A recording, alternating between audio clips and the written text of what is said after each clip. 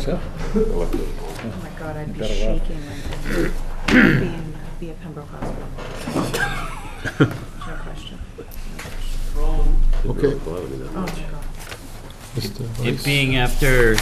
It being 7 p.m., the Abington Zoning Board of Appeals will hold a public hearing on Thursday, April 11th, 2019 at 7 p.m. First thing on the agenda is old and new business, which would be the backlog of approval of minutes.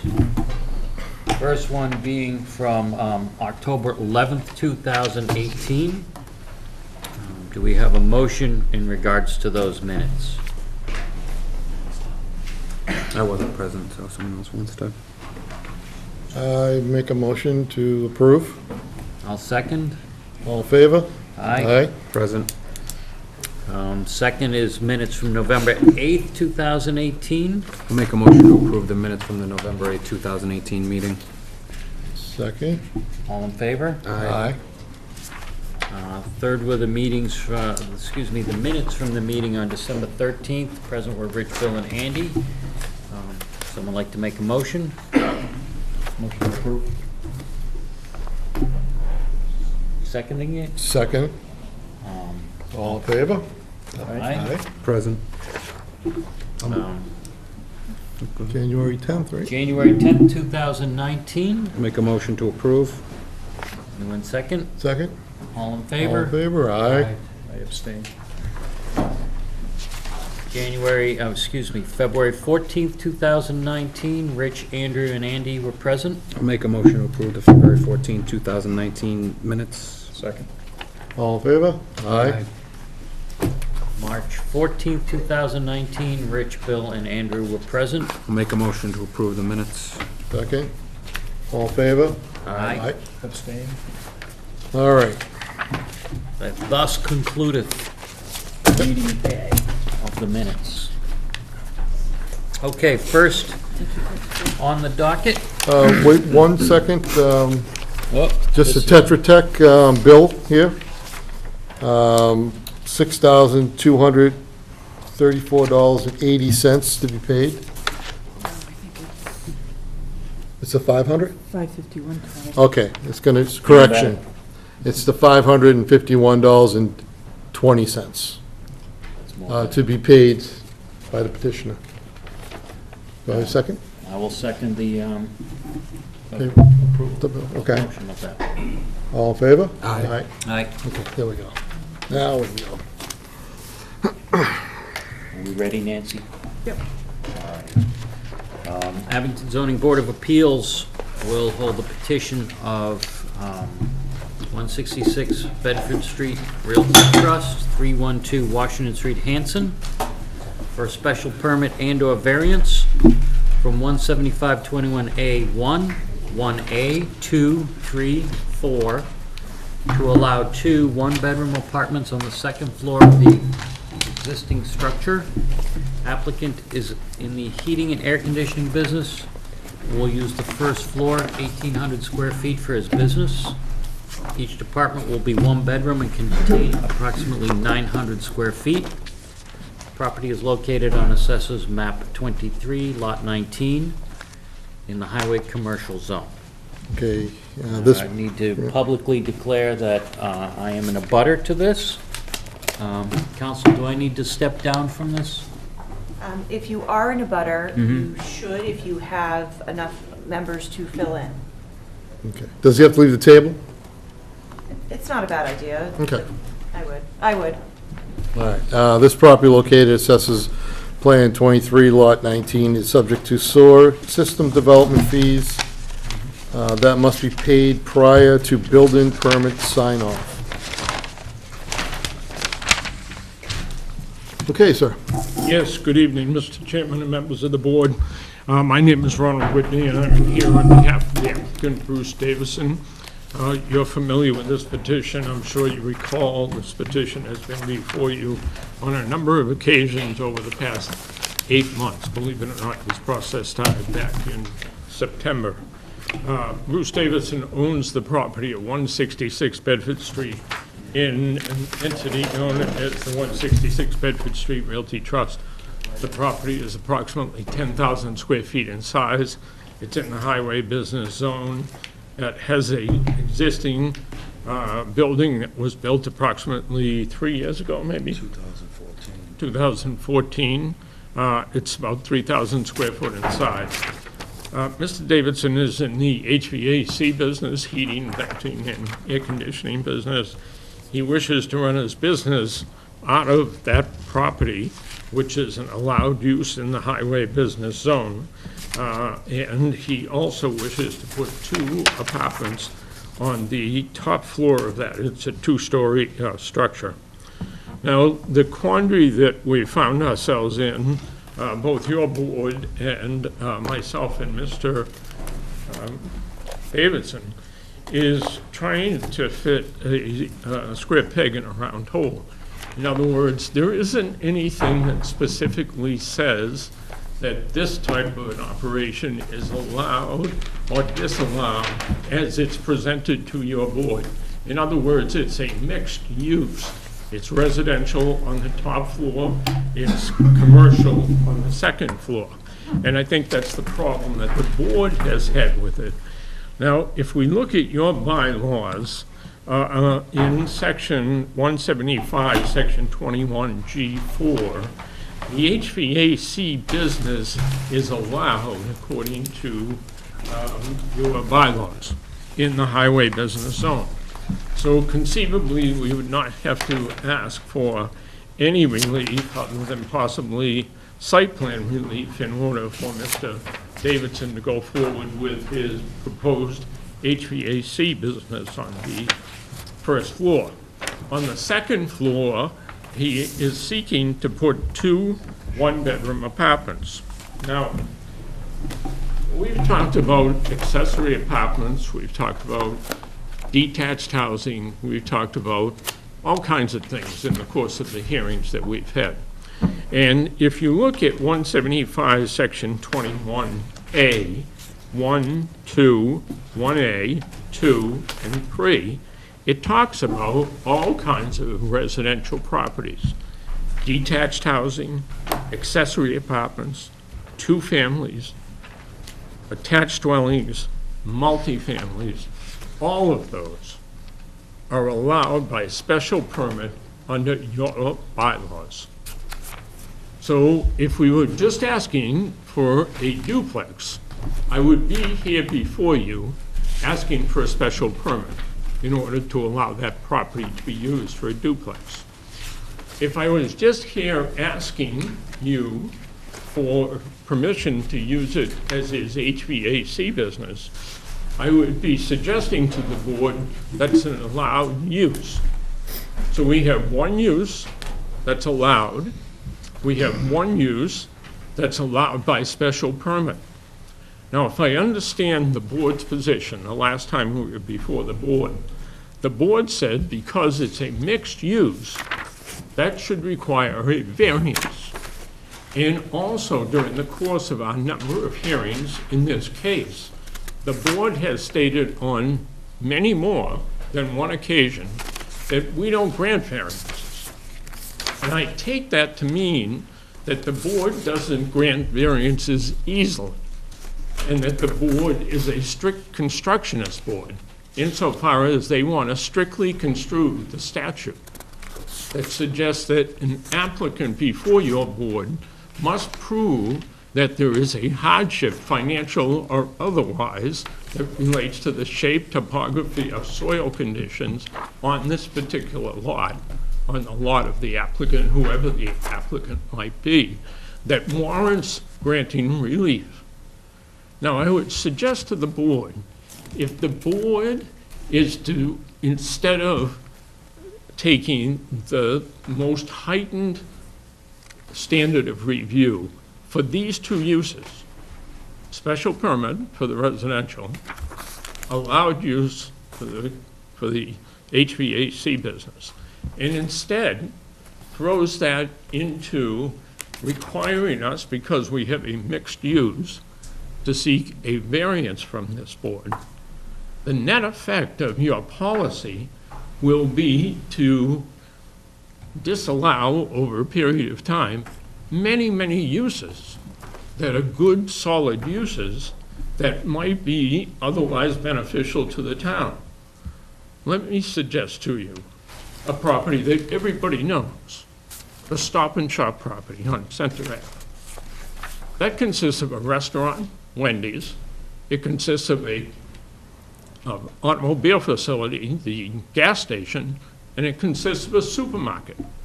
3 very distinct uses under your bylaws. That would constitute, I believe, you would agree, that that constitutes a mixed use. Now, if that constitutes a mixed use, like this constitutes a mixed use, that requires, according to your board, a variance, then they would have to prove that there's a variance. Is that what this board wants to do? Let's go down Bedford Street. We can look at the health facility next to the Sullivan Tire. That's a mixed use. The applicant would have to prove that there is a hardship, financial or otherwise, for that to be built, for that property to be built. I would suggest to the board that the more appropriate standard of review for your board is to take the 2 uses, in this case, residential and commercial, and take the most difficult standard, that is the special permit, and apply it to the applicant's proposal.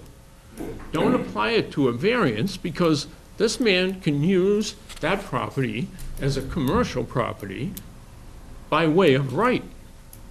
He can use it by residential by way of special permit. But if you hold him to the heightened standard of getting a variance, I would suggest, and your board knows well, that that is a heightened standard. It's a very, very difficult standard for applicants to meet. And so if you're to hold every mixed use, which I understood, and maybe I misunderstood, but if you're to hold every applicant that has a mixed-use property to that standard, there'll be many, many properties that will never be used to their full benefit for the town in the town of Abington. Here's 10 pictures of various places, if I could pass that along to the board. 10 pictures of various properties up and down Route 18, over on Adams Street, the Stop and Shop property, various mixed-use properties. If the board is going to say that from this point forward, mixed-use properties require variances, there are going to be very few, if any, mixed-use properties, because the board knows that's a very high standard to meet. Now, with respect to the applicant's proposal before the board, it's simple. It's a building that sits right next to a small shopping plaza on one side, next to a 12-unit residential building on the other side, and what Mr. Davidson proposes is a mixed use. A little bit of residential, a little bit of commercial, very small, not something that's noxious to the neighborhood. In fact, I must say and point out that we've had probably 5 or 6 hearings on this proposal. And in those 5 or 6 hearings, unless there's somebody here to oppose this tonight, there has not been a single neighbor to come and oppose this. So I have, again, respectfully ask that the board consider a policy where if you have a mixed use, apply the most difficult criteria, in this case, a special permit. And if you do apply that criteria, I would suggest that the applicant meets the standard for the issuance of a special permit. And that is that it's not offensive to the neighborhood, that it does not insult the purpose and intent of the bylaw, that there be adequate space around the property for fire apparatus, and that the welfare, the public welfare, not be endangered. I would suggest that, and I have it here, and your board is well aware of it, what a special permit requires.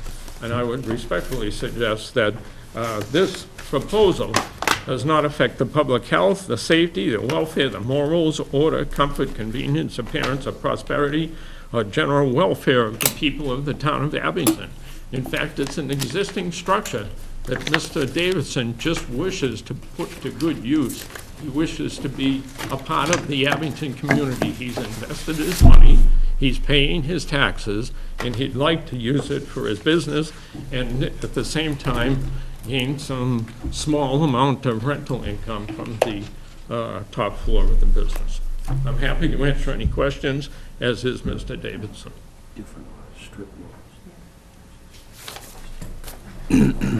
Amy, you want to chime in on this? Sure. Mr. Chairman, as you know,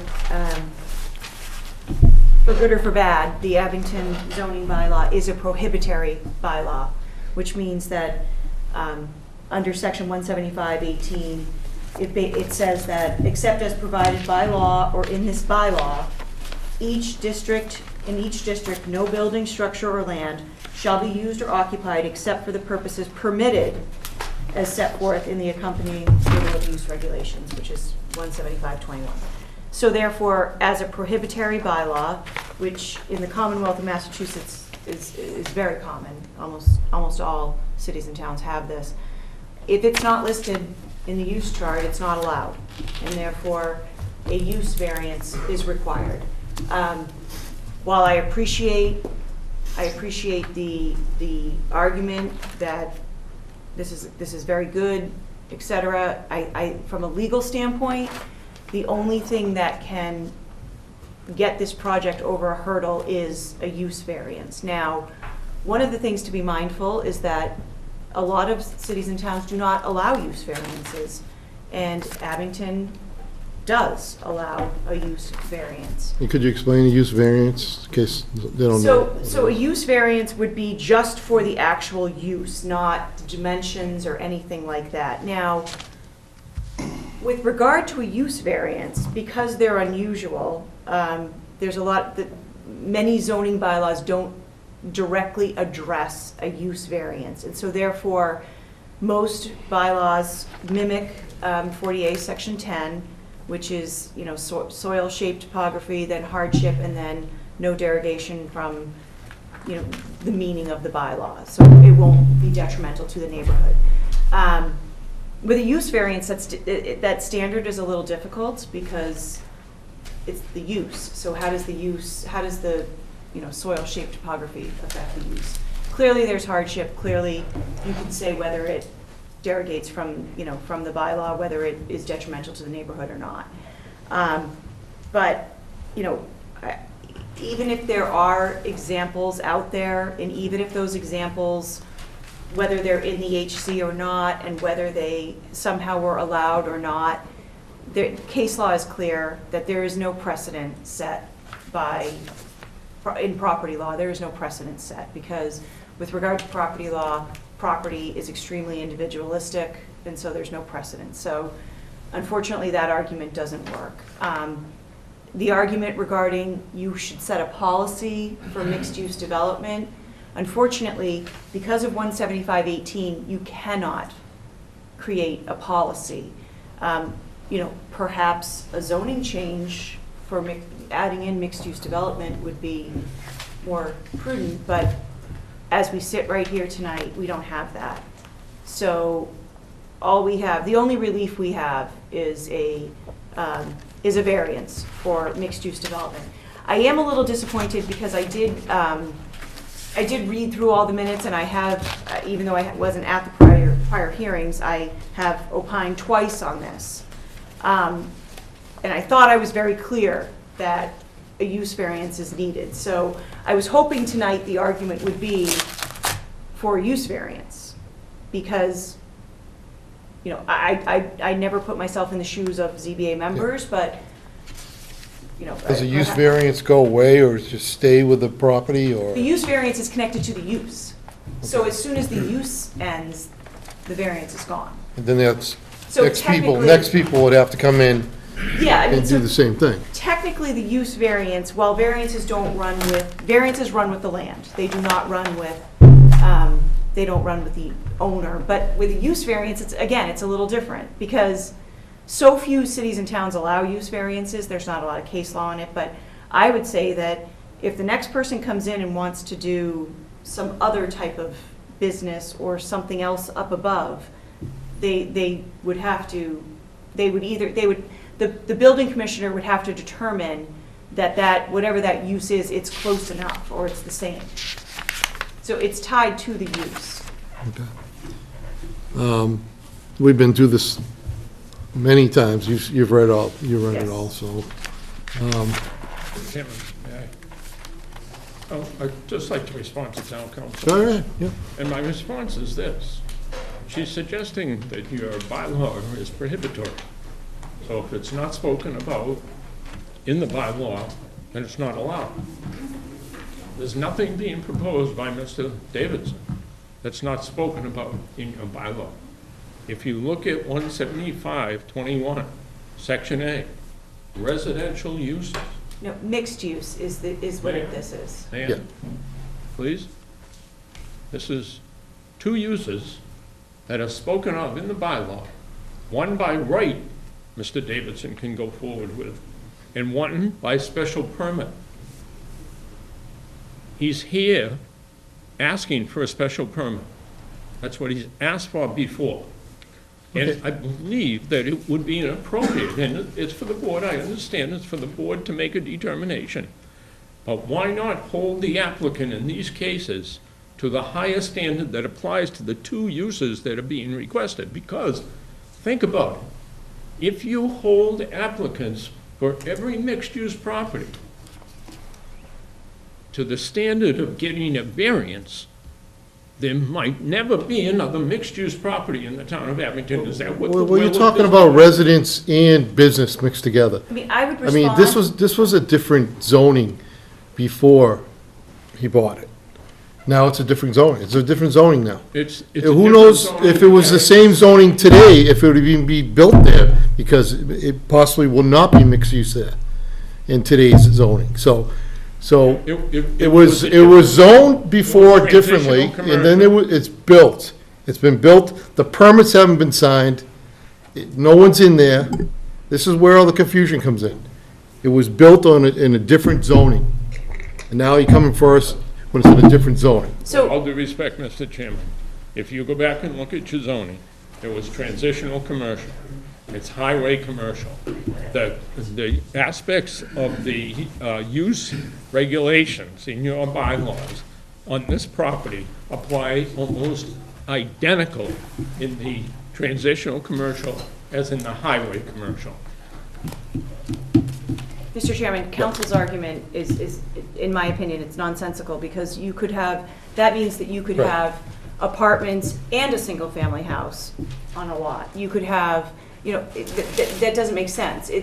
This is, without a doubt, mixed use. You can't say that just because there are two uses on the chart, that they can be combined.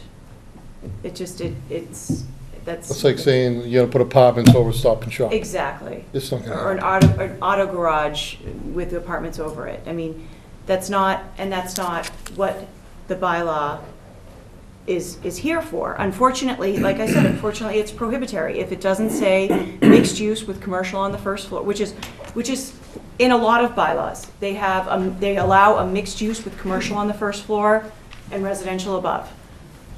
We don't have that. And so therefore, a use variance is required. In my opinion, that's the only way to get the project through. Well, what does the board think? Yes, I'm not, you're right. You're right, we do, Marshall is, Mr. Adams is correct, that in the MPUD, Muppet, we call it, they do allow commercial on the bottom and resident on the top. But Right now? we're not in this. Or is that in the next bylaw change? No, It's in it. it's No, it is. currently allowed Oh, okay. in the Muppet District, Yeah. but that's not what we're talking about. Yeah. All right. So what's the board's thought on just anything to say? Before we get into that, did we address the comments from the planning board? No, we didn't. You can read those. Okay. The planning board would like to thank the zoning board of appeals for an opportunity to comment on the applications before them. On your February 14, 2019 agenda, there's a petition for 166 Bedford Street. The board members were under the impression this was built as a duplex, as it did not go through site plan review. It appears that the property has been entirely paved. The board members are very concerned with the entire site being paved for a variety of reasons: the amount of impervious surface and the effect on stormwater management, landscaping, aesthetics, etc. We ask the zoning board of appeals verifies that the entirely paved lot is in conformance with the zoning bylaws regarding lot coverage. It does not conform now. When it was TC, and it was completely covered by the former owner, I had to look it up, and it was allowed in that district to completely cover the lot. It is grandfathered. It's grandfathered? Okay. And the lot is subsized as well. I think it's 25,000 feet, and I think this is only about 10,000. I called and spoke with the planning chair and explained all of that to him, and explained that if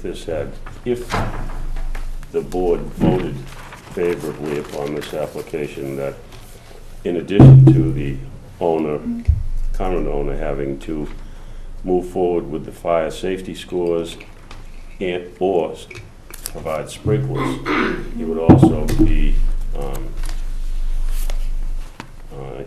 going in front of the planning board for their approval with regards to the project. But it didn't have to go forward with planning because what was being done by the former owner was allowed by right. Okay, all right. Anything else, guys? So what would be the criteria that we're looking at to establish a use variance? So the criteria is within the bylaw, and it does mimic 48, Section 10. I guess I would say that as you're analyzing the criteria, take into account that you're actually looking at a use. Mm-hmm. So with respect to the hardship, there would be, I think the hardship is easy. The hardship is the fact that when they purchased it, it was like, already built. and the fact there's been a recent zoning change. Mm-hmm. And then I think that probably, prong number 3 is easy with, whether it, is it detrimental to the neighborhood or not? And that's a factual finding for the zoning board to make. But the other one has to, The other one is difficult. the hardship has to relate to soil conditions, topography. Do you want to speak to that at all, Ron? Well, as I mentioned in my comments, that's very difficult for almost all cases that come before you asking for variances. In fact, there's very few that can cross that hurdle. And this one here, I can't, in good faith, make up some kind of argument, honestly. I appreciate that. Yeah, the property's sitting there, it's constructed as it is, and Mr. Davidson would just like to use it. do you know what the upstairs was gonna be when it was constructed? The original plan, which was allowed for in TC, was to convert a single was allowed to be converted up to 3 units. And that's what the former owner intended. And partway through the construction, he had somebody that wanted it as a 2-family, asked me, can he make it a 2-family instead of a 3-family? And I said yes, and which was allowed by right. And then for whatever reason, construction stopped and the permit expired. He never got a certificate of occupancy. It was never completed. Zoning changed, and now zoning allows for his HVAC business by right, which is probably what has made this owner interested in it. And that may have been alluded to, that additional income could be had through additional apartments. And I don't know how or why. It was gonna be all residential before? Yes, And he could pave the entire lot? yes. Yeah, I mean, it's interesting. It's, Okay. Andy, I'm all set for right now. you're all set? All right, so, we're good. Let's open it to the floor. Anybody interested in comments for this? Nope. All right, we'll take it back to the table. All right, so what are we thinking here? It's been a long voyage here. Yeah.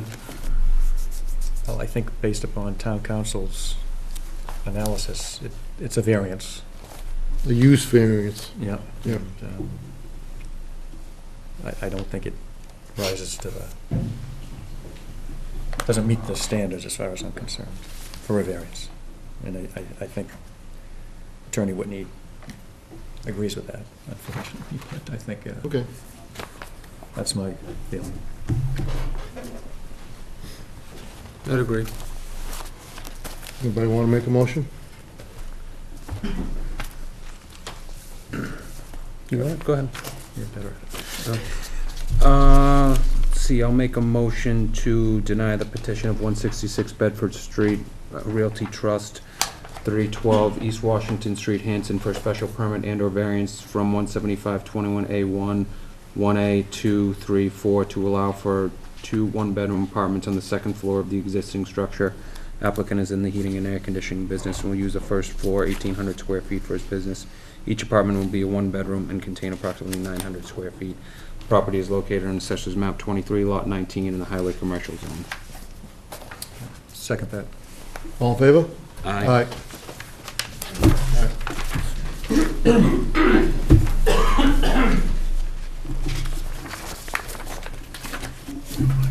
Take these pictures. You don't want those, right?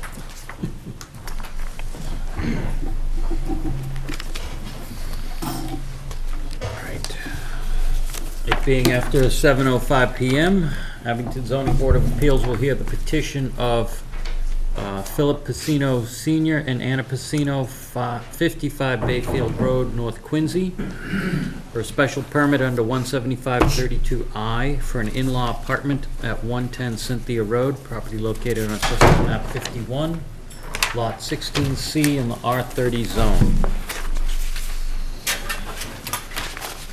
Okay, and this proposal located at Assessors Map 51, Lot 16C, appears to have no bearing on the sewer system. Anything else?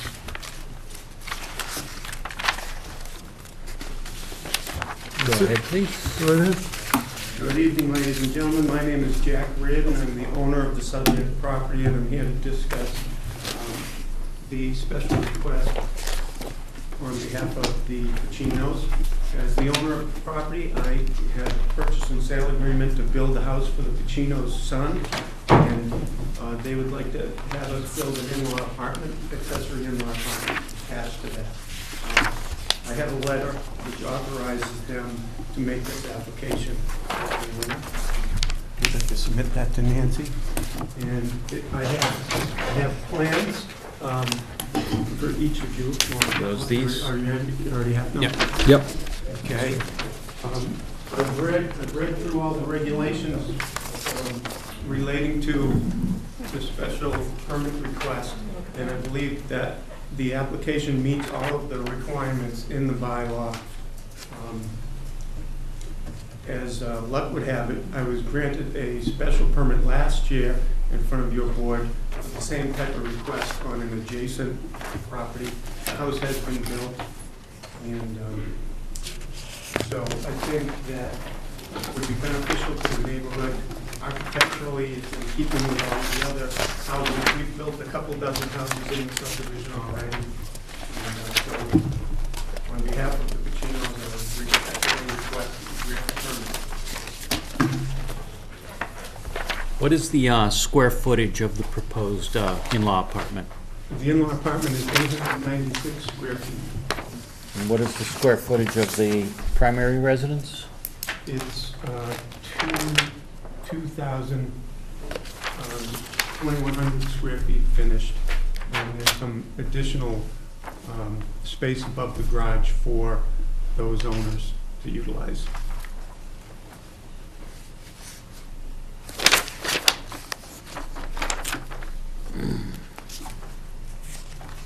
We got an easement going through, huh?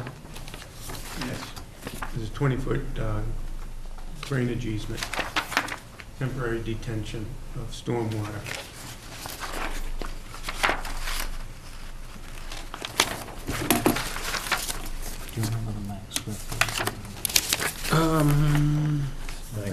Yeah. 950%. Yep. So that meets the requirements.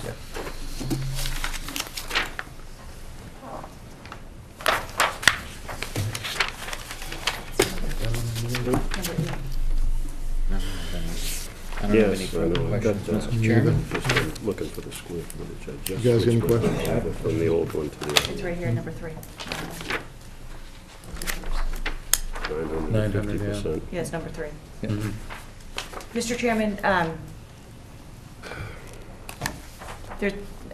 there might be an issue with the fact that, 32I, number 8, says that the special permit for the accessory apartment shall become null and void upon the sale of the property to a non-family member, Right, or upon the vacancy of the residence by the owner occupant and his right. or her family members. So it appears that Mr. Reardon is currently the owner. Yes, I'm currently the owner. So once the property sells to the Pacinos, Oh, you have to come You'd have to before us reapply. again? yeah, Yeah. Yeah, you'll have to come before us again. Right? That's fine. 'Cause, I was instructed to make the application, have the Pacinos. Oh, petition's in your name though, right? Make the application. The application is in the buyer's name. Right. Petition is in their name. You haven't bought the house yet? I would put a condition on, that the special permit is only, that For the these special permit particular runs buyers. with the Pacinos. Yeah. Okay, all right, that, yep, Otherwise, when are they going to pass? yeah, it says right there, applicant's name. When are you passing? I mean, it has to be within a year. Yeah, within 7 months. Oh, so you're not within a month or two of... Can we all make sure our phones are on vibrate? All right, any more questions, guys? I don't know anything. Open it to the floor, any questions? Closing it to the floor? All right, it's back to us, guys. This is pretty standard. Yeah, Yeah, we just gotta mention that I mean, it stays it's, with them. yeah, and it's in keeping with the character of the neighborhood. And, Right. yeah, so. All right,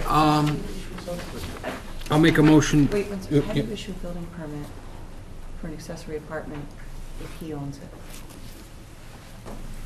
I'm just going to issue a permit for a single family. And it's, the layout is going to be what the layout is. Okay. And they will be connected. And it's just strictly how it is allowed to be used and financially how they're allowed to file with taxes, et cetera. Okay. As with regards to depreciation, that type of thing, and trash barrels. Okay, so let's make another condition that upon the transfer to the Pacino, am I saying your name right? Pacinos, yeah. Sorry. On the transfer to the Pacinos, they provide the deed to the building department. Because if it doesn't transfer to the Pacinos, then he needs to issue a cease and desist. I Right. think they also need to, as standard course, file an affidavit. Annual Yes. An annual affidavit. which we But- have somebody doing Yeah, now. but this would be, as soon as they transfer, they have to let the building department know, because if not, at some point, Marshall has to issue a cease and desist if it transfers to somebody else or never transfers to them, Okay. okay? Well, if it doesn't transfer to them, Then the special permit. then the is- special yeah. permit is null and void. So they can't. Nobody yeah. else can do it. Right, so then Somebody you else have would to have do to a come cease and in. desist, yeah. Okay.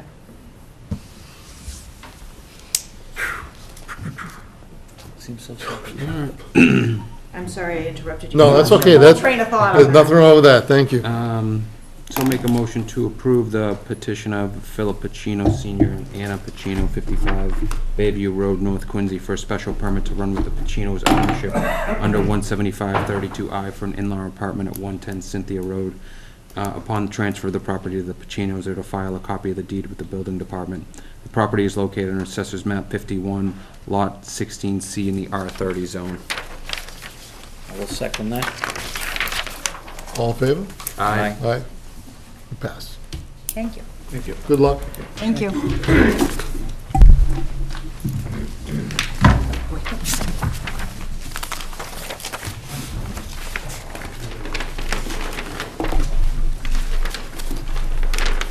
Being after 7:10 PM, the Abington Zoning Board of Appeals will hear the petition of Sean Walsh and Jennifer Pishkin, 236 Walnut Street, Abington, for a variance under 175-14 for more than one building on a lot. Petitioner proposes to build home adjacent to current home and raise current home once occupancy is granted on new home at 236 Walnut Street. Property located on Assessors Map 16, Lot 90, in the R30 zone. How you doing? Good. Good evening, Mr. Chairman and board members. My name is Jim Roberti, and I'm an attorney working with Sean Walsh and his wife Jennifer Pishkin Walsh. As we just heard, petitioner is seeking a variance from the provision that there shall not be more than one principal building on a lot. Petitioner proposes to build a home adjacent to the current home. So as you can see from the plan, the current home is located to the hard left of the lot, and noted as number 236. That's where they currently reside. They're proposing a new dwelling that's located on the right side of the lot, shown as proposed dwelling on the plan. Their plan would be to build a home adjacent to the current home and then raise the current home once occupancy is granted on the new home. If you notice, there's a current garage behind the current home. That would remain along with the current driveway. It's a garage workshop. As I said in my application, the new home will be constructed within 100 feet of the bordering vegetated wetlands. An order of conditions has been obtained from the Abington Conservation Commission in December of 17. The new home will be served by municipal water and sewer, and those connections show on the plan. The subject property is located in the medium-density residential R30 zoning district. It has approximately almost an acre of land, 0.97 acres, and the new dwelling will comply with all of the side yard, front yard, and rear yard setbacks. So I became involved at a point when they were dealing with Mr. Wheatley, and he got them the order of conditions, and then he retired, and they had literally no one to help finish up the project. Yep. So they had been talking to the building commissioner's office, and were informed that, as you probably are aware, 175-14 says there shall be not more than one principal building on a lot except for attached dwellings, apartments, and condominium developments. So it was suggested that we come in on a variance. The hardship to them would be for them to have to knock down the house first. They wouldn't be able to afford to do the project and build the new home. The new home, once constructed, and the old home, once knocked down, will not derogate substantially from the public good and really won't nullify any substantial intent of the bylaw. I mean, they clearly would be willing to have some kind of a condition that the current, it says to be raised on here, that this would be raised within a certain number of days, or however the board normally proceeds in these kind of situations, so that they would be not, this would be a temporary nature essentially, because once the whole project is sort of completed, they would knock this thing down, and it would be a compliant lot with a compliant house not needing a variance. Okay. How many square feet is what is it, you say an acre? Yeah, 0.97. And it, But if you look in the back, there's a all lot that of wetlands property and the back. house is over here on the side? 6 feet away from my neighbor's Wow, property. that's Wouldn't wild. be able to build it today. That's No. wild, yeah. Yeah, they've been residents of the town, I think, what, 16 or 17 years now? Yeah. Yeah. And the neighbors seem to be in favor. They've talked to their neighbors. It's something they've been wanting to do, and they're anxious to get started on, but can't get a building permit without. So this is all uplands in this area right here? Yeah, it's uplands in the front, and if you notice, right behind the house is where the wetland starts. And Okay. it's sort of forested, and that won't be disturbed at all. Okay. Marshall, were you building inspector when we ran into something like this a number of years ago? I think so. But I don't think it actually took place. I think it was up on North Quincy Street. Was this the And, trailer? hmm? Trailer? No. No, it was, just very, very he had, similar he had a situation. house and, that existed, and he wanted to build another one in the back, and it never took place. I think Yeah, that you've The got- house was never built, or? Yeah. No, he never did it. But we have a couple issues with regards to what happens if it gets built, doesn't get finished, something happens to them, what happens with the house? Right. Now you've got two structures, it's not finished, or it's finished, it gets a CO, and then something happens to them. And who has the funds to do what? Now you've got two structures on a lot. One problem. Two, maybe. Does the new house proposed have a garage? No, They're gonna keep, does not. No problem then. and you're just keeping the one driveway? Yes. It's gonna be quite a walk from, Yeah. when you pull in the snowstorm, you're gonna have to, good snow blower. Okay. That's the only thing I think you have to contend with regards to that is, I don't know whether it's surety or what, maybe council could suggest something, but Does the existing house have a basement? It does. So I think, in my mind, if this was to go forward, part of the condition would have to be that some sort of landscaping would need to be done there so that obviously there isn't, a hole in the ground and rubble and that sort of stuff. And Right. almost would be the same as if it was just Yeah, that built would be on a absolute- slab. We wouldn't absolute. want Yeah. just a slab there as So- well. Good. So I would suggest a proposed conditions plan showing that. And then we could work on,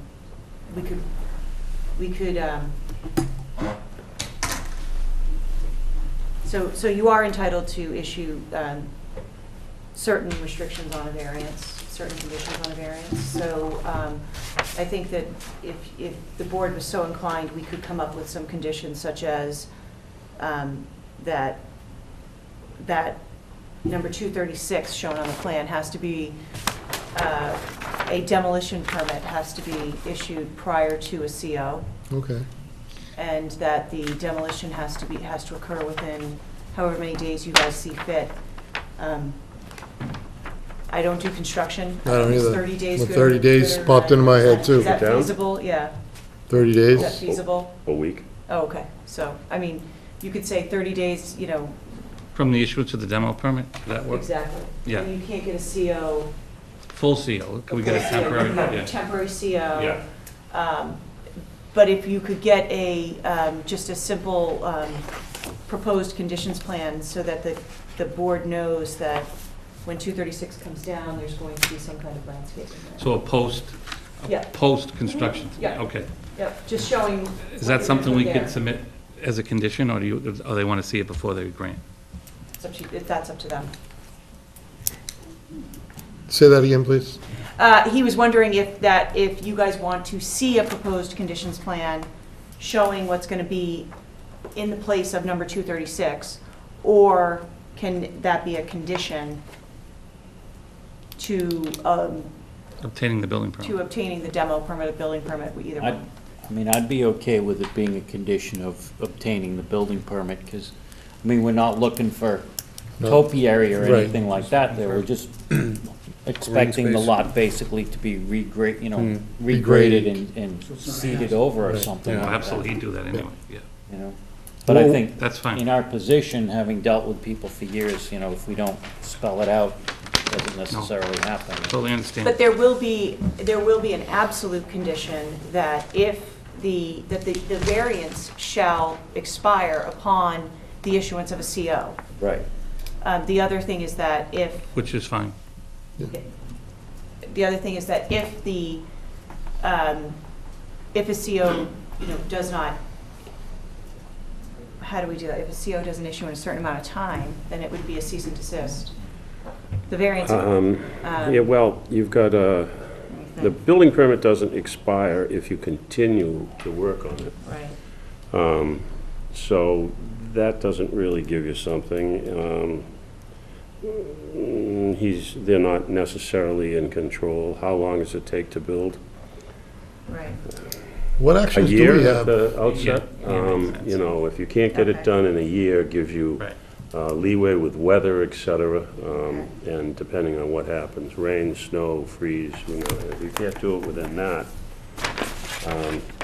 then what's gonna happen to the new structure that's never finished? What do you wanna have happen with that? Yeah, Order them to tear it down? What would our actions be on that if, So what would happen is if the variance would expire yeah, for some, by a condition, et cetera, and then, yes, if nothing happened, then the brand new structure would have to be torn down. Unless we came in with some hardship, then we could extend, or, Well, you have your time. But, he fully expects to get it done in a year. Sure. We just want to make sure, Right, we just want to make sure, we don't want to see The two trades structures themselves, on, well, variance expires 1 year from issuance of building permit? That's fair. that fit? Can, Yeah, very fair. And then Can it- it also And expires. expires It 1 month expires 1 month from from the the temporary Yeah. CO. Right. Yep. Temporary CO can only be issued if a demo permit is issued. This is a lot, okay, so. Yeah. can a condition be added that the property can't be sold or transferred, like when it's kind of in a flux state? That's Is that- another one. Is that necessary, or No, we have that authority. That, we don't necessarily have that. Authority. just asking? It won't be, but No, I don't We're expect just it. trying to cover all our I bases get here. that. I just wanted to It assure you. expires 1 year. that it won't be. Expires 1 month from temporary CO Temporary issuance. CO. Okay, a Jeez temporary Louise. CO, upon temporary CO, you have 1 month to tear down, 1 month to, you have a demo permit. Temporary CO is a demo permit for a month to tear down 236. I'll come And what happens up if- with better language. What happens if the old house is not torn down? The new house gets torn down.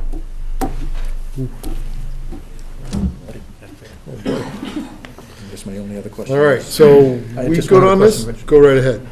As far as the variance and the hardship, does it still have to relate to soil conditions, topography, shape? It does, and I think that in this case, actually, I think in this case, they might actually have a hardship with regard to the wetlands on the property. Yeah, that's what I was like. And the fact that the wetlands come so far up, also the fact that the current situation, Yeah. they're 6 feet from their neighbor's lot. Yeah, it's worse, you're making it better. Yeah, that's what we tried to do. Right. The hardship is, the whole thing is actually focused on the hardship, because he could just tear down that house and put the house where he wants it to be, without relief. If he tore down the first house. Right, you wouldn't even be asking for it, so, So his hardship is the fact that he needs to have, the house there. He wants a place to live, well, I built it, so I didn't have to rent a place. So hardship is definitely there on this one. is the workshop heated? It's just got a small electric heater in it. Can't live in that. I got a camper. That's not habitable. No, that's no fun. And you All can't right, so, we all set on the, we're all set? Okay, all right, let's open it up to the floor. Any questions on this? Okay, close it to the floor. We got all our conditions written down, and I'm thinking Amy's gonna hop in if I get something Huh? on the conditions. Sure. Okay. So I would make a motion to grant the variance, noting that it is a extremely conditional variance, where the variance is allowed for 1 year from its issuance. It will expire 1 month from the issuance of a temporary certificate of occupancy, and the temporary certificate of occupancy will only be issued upon the filing of a demolition permit for the existing house. Okay. Approval of a demo permit, There you go. not the filing, Approval, sorry, he's right. once. Okay, is anybody, Is that on tape? anybody, Yes, it is. Keep anybody that, want to Chris. make a motion on this? So I would say, subject to the conditions just set forth by town council, I would approve the petition of Sean Walsh and Jennifer Fish. Am I on the right one? Yes. Yes, Yes, sorry, you were, sorry, yep. okay. 236 Walnut Street, Abington, for a variance under 175-14 for more than one building on a lot. Petitioner proposes to build home adjacent to current home and raise current home once occupancy is granted on a new home at 236 Walnut Street. The property is located on Assessor's Map 16, Lot 90 in the R30 zone. I will second that. All in favor? Aye. Good luck. Thank you. Remember, get it done. All right.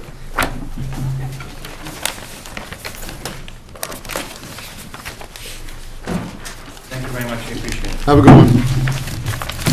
Abington Zoning Board of Appeals will hear the petition of Batson Realty Trust, 15 Wilbur Street, Abington, in lieu of determining the lot is grandfathered under Chapter 40A, Section 6 for frontage, lot width, lot area, and side yard setback variances, 175-29, and a special permit, 175-21A1, bless you, to allow a single-family home to be constructed at 430 Center Ave, property located on Assessor's Map 32, Lot 88A, in the Highway Commercial Zone. Mr. Riley, Are we at 430 Center or 440? 430, which one's first? I think 440 is supposed to be first. Oh, I'm sorry, did 440. 440. Did I flip the page too Yep. early? It's Oh, I did. All the excitement. So these are the two properties that were brought to us before on a different matter, correct? Should I reread this? This is a separate hearing for this lot. Okay, May I back up? go right ahead. For the record, Abington Zoning Board of Appeal will hear the petition of James Batson, 15 Wilbur Street, Abington, for a finding under Chapter 40A, Section 6, for side yard setback variances, 175-29, special permit, 175-21A1, to allow one family Quonset hut to be raised and single-family home to be constructed at 440 Center Ave, property located on Assessor's Map 33, Lot 1, in the Highway Commercial Zone. Yeah, My let's see.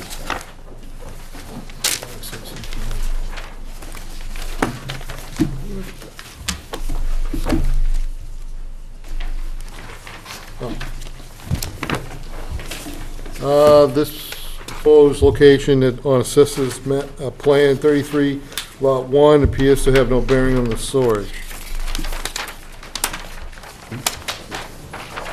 Bearing, so we could already connect. Okay, so, all right, so, Mr. Riley. Thank you. Sean Riley, 500 Washington Street, here representing Mr. James Batson, who is the owner of this lot and this house at 440 Center Avenue. The lot is, as we said, located on Center Avenue in the Highway Commercial Zone. It's 6,895 square feet, 50 feet of frontage, and approximately 138 feet of depth. It has the existing one-family residence on the property. And as mentioned or alluded to, it is connected to both town water and town sewer. We submitted an application along with a couple of exhibits and attachments. As mentioned in the application, the existing structure, the existing residence is 16 feet wide by 36 feet long. It's a Quonset hut, along with a 10 by 15-foot deck out the rear. The current residence will be demonstrating as a pre-existing non-conforming structure, which currently violates the 40-foot setback, front yard setback, and the side yard minimum setbacks of 25 feet. Obviously, it's a 50-foot wide lot, so it's impossible to conform on the left and right 25-foot setbacks. The proposal is to raise the 70-plus-year-old Quonset hut and construct a new residence that would be 22 by 34, centered on the lot. The new house will conform to both the front yard and the rear yard setbacks, but will not comply, obviously, with the side yard setbacks on a 50-foot wide lot. The new house will be connected to town water and sewer, have typical residential lighting, its own driveway. We'll submit, we'd like to demonstrate that this pre-existing non-conforming single-family structure, the new one would not be substantially more detrimental than the existing structure, and therefore a finding under Section 6 of the zoning law would be warranted to allow Mr. Batson to proceed. Just to highlight some of the things that are in the application that was presented to the board, a file with the board. The second sheet is a photo of the existing building, if you're not familiar what a Quonset hut is. It's from the old Quonset Air Base down on Rhode Island. There is also a copy of the plan from August 1908 of that neighborhood, with, as you can see, all the lots back then were created as 50-foot wide lots, including this lot. And I also blew up that section of the plan on the next sheet, so you kind of get a better idea. It's shown as lot 108 on the 1908 plan. Additionally, we attached the assessor's sheet, provides information about the building and the land. On the second page, it confirms that the building was approximately, it was installed in approximately 1945, basically upon the end of World War II, when all the Quonset huts were taken off the bases and distributed across New England.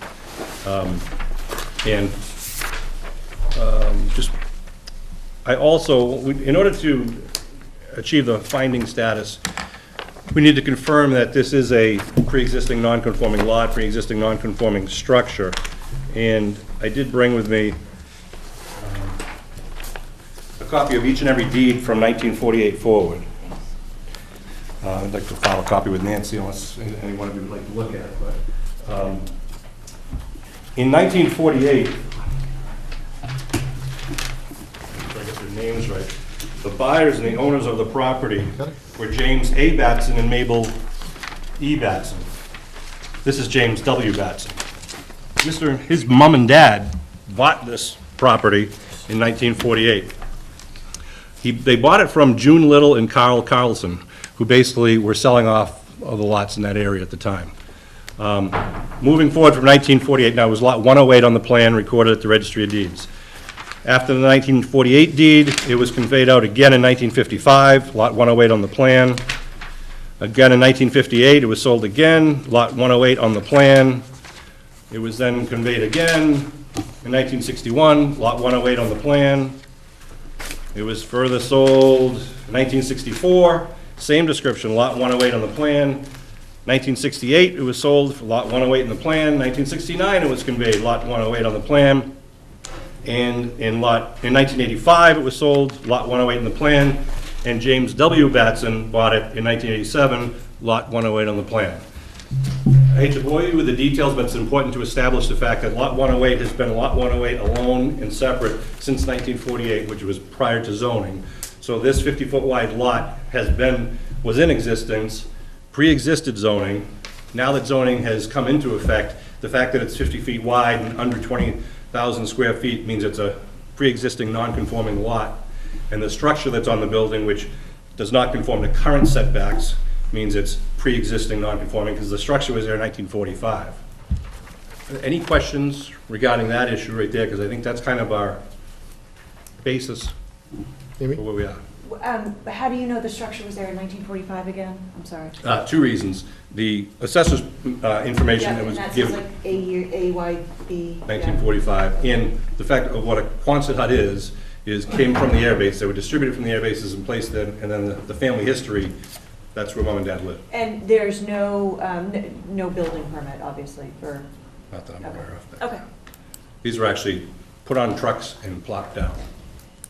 My only comment would be that in this situation, because there is a structure on the lot, the non-conforming nature of the lot is not so much important as the fact that was the actual structure there.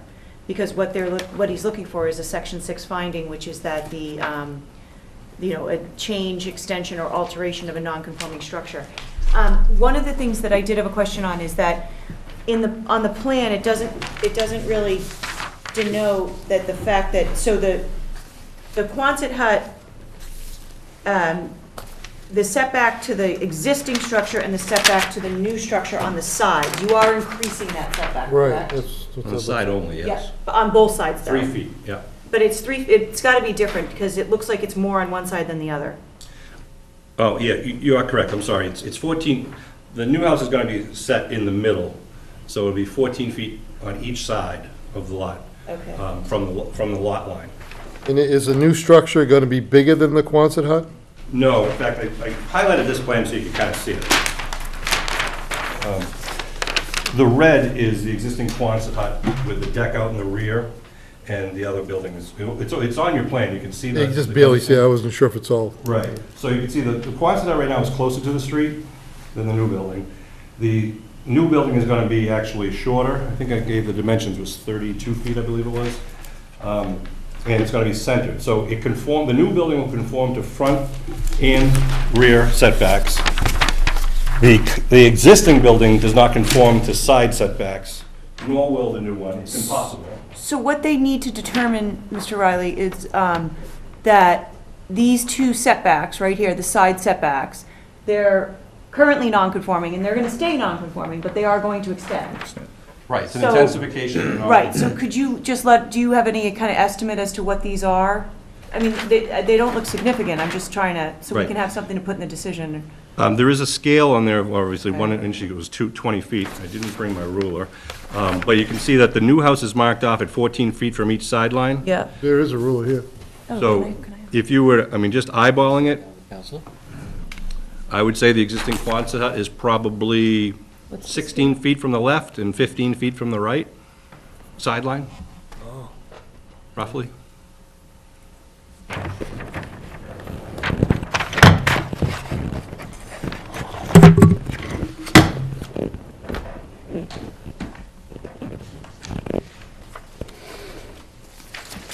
Yes, it's like 5 feet, and then probably 1 foot, 5 and 1? Yeah, it does look like that. Yeah, okay. Right. Okay, so that is what this board has to take into consideration, is, Are the two lots currently under common ownership, though, the 107 and 108? No, and so the issue before you for the finding would be, does the board find that the proposed new structure that's replacing the existing non-conforming structure, is it substantially more detrimental than the existing structure? I would submit to you, no. We have a 70-year-old Quonset hut with a curved structure with no basement. It's the last Quonset hut in the town of Abington. We're putting a brand-new building, and I should show you the you should do the other one first. elevation. What's that? We should do the other one first.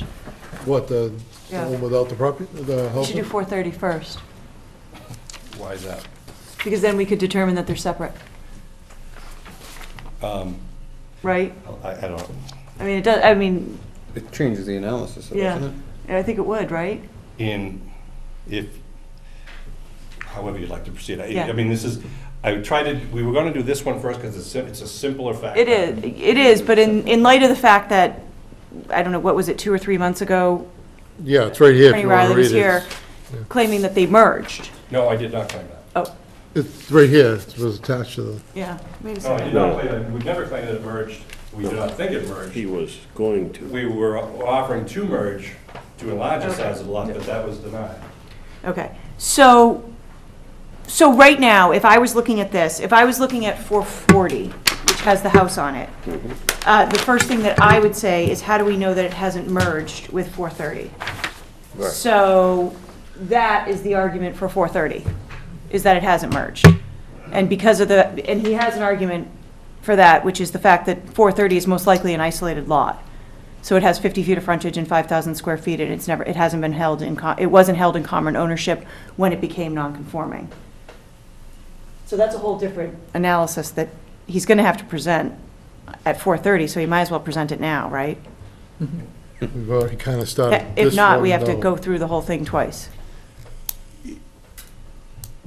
However, it's my opinion that, and I did speak with Attorney Riley about this, that the fact that it is most likely that 430 is an isolated lot. I did very, very cursory research at the Registry of Deeds on it, and I do think that it was, because of the fact that it was owned by the Littles and the Carlsons in 1947, and 108 sold to the Batsons in 1948. And zoning was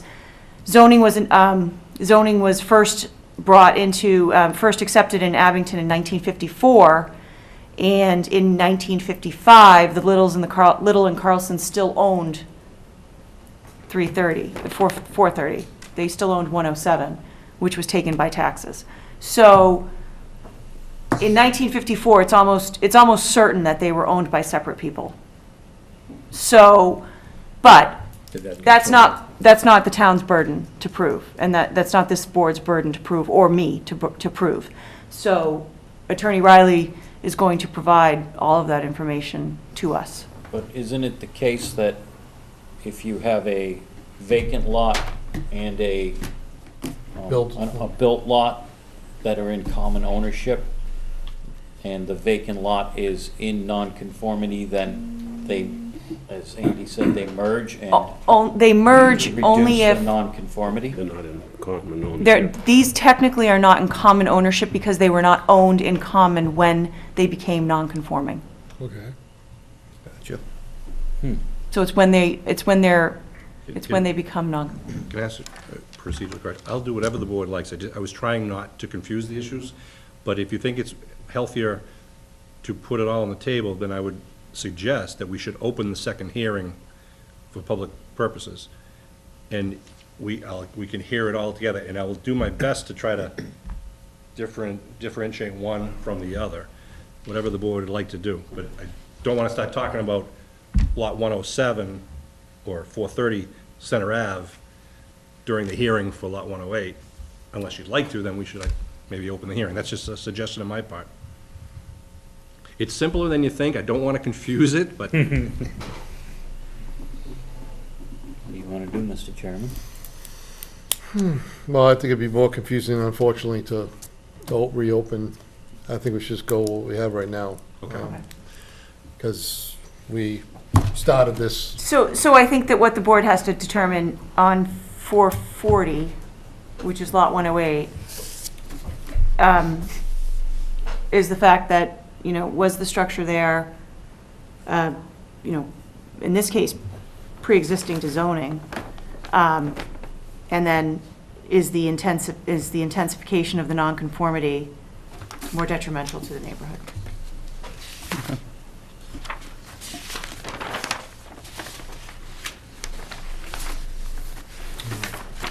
And when did zoning come to the town or apply to this area? 1954. 54. 54. Mr. Riley, you say that it was placed, the Quonset hut was in place when the Batsons bought it in 1948. right, and the assessors records show it being there in 1945-ish. Regardless, it's there now. It's pre-existing Yeah, it's non-conforming. pre-existing, It doesn't yeah, matter yeah. when zoning started or anything else. It's pre-existing non-conforming. They're not creating new non-conformities. And it's been there more than They're- 10 years. Yes, Yeah. and they're not creating a new nonconformity, they're Only a increasing finding. existing, it's a finding, they just have to find it's Yeah. not more detrimental. Okay. I'm good. Okay? Yeah. All right. Anything to say, Andy? Nope. Marshall? Anything more to say? Slap me down. The floor. So I would just, the only thing I would do is I would continue this Oh. hearing until we get all the information on the next hearing, which we won't have tonight, so we're going to have to continue the next hearing anyway. Continue them both, just to be safe. Because if he can't come up with the information, then they have merged.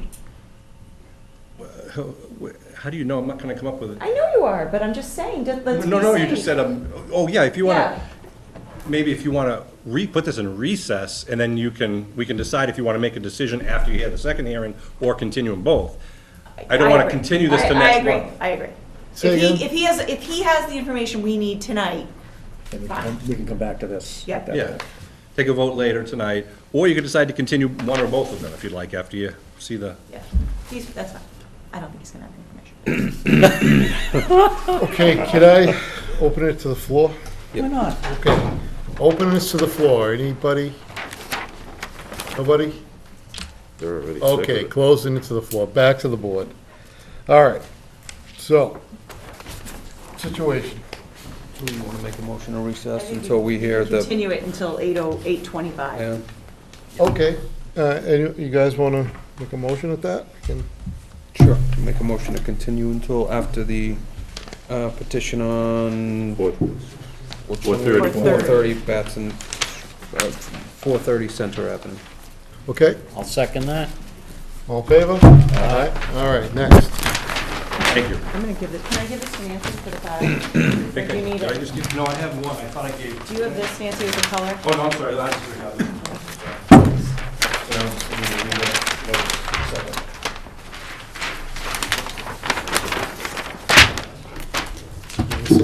Abington Zoning Board of Appeals will hear the petition of Batson Realty Trust, 15 Wilbur Street, Abington, in lieu of determining the lot is grandfathered under Chapter 48, Section 6 for frontage, lot width, lot area, and side yard setback variances 17529, and a special permit 17521A1 allow a single-family home to be constructed at 430 Central Avenue. Property is located on Assessors Map 32, Lot 88A in the Highway Commercial Zone. Property located at Plan 32, Lot 88A, needs approval by the Rockland Board of Storage Commission? That's what it says, Abington. It should say Abington, right? No, Same thing. Rockland Board of Storage? yes.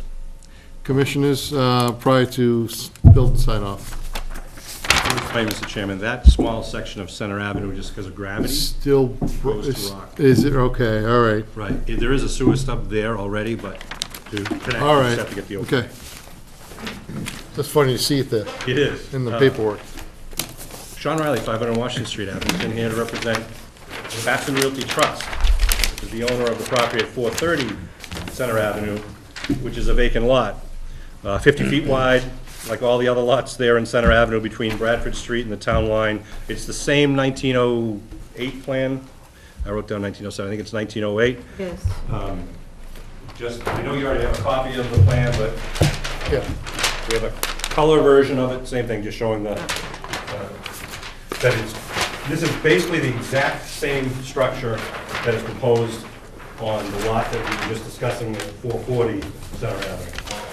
Farmer's porch in the front, conforms to the front yard setback, conforms to the rear yard setback, does not conform to side yard because none of the lots do, because it's a 25-foot yard setback from each side. Each lot is 50 feet wide. It's impossible. As Attorney Questle kind of stole my thunder about the grandfather nature of this lot, that it was, again, created from the same plan. It was sold, I mentioned earlier, Miss Little and Miss Carlson, who sold the lot to his parents next door. They also own this property. At one point, it was taken by the town for taxes and all. This is lot 107 on the plan. I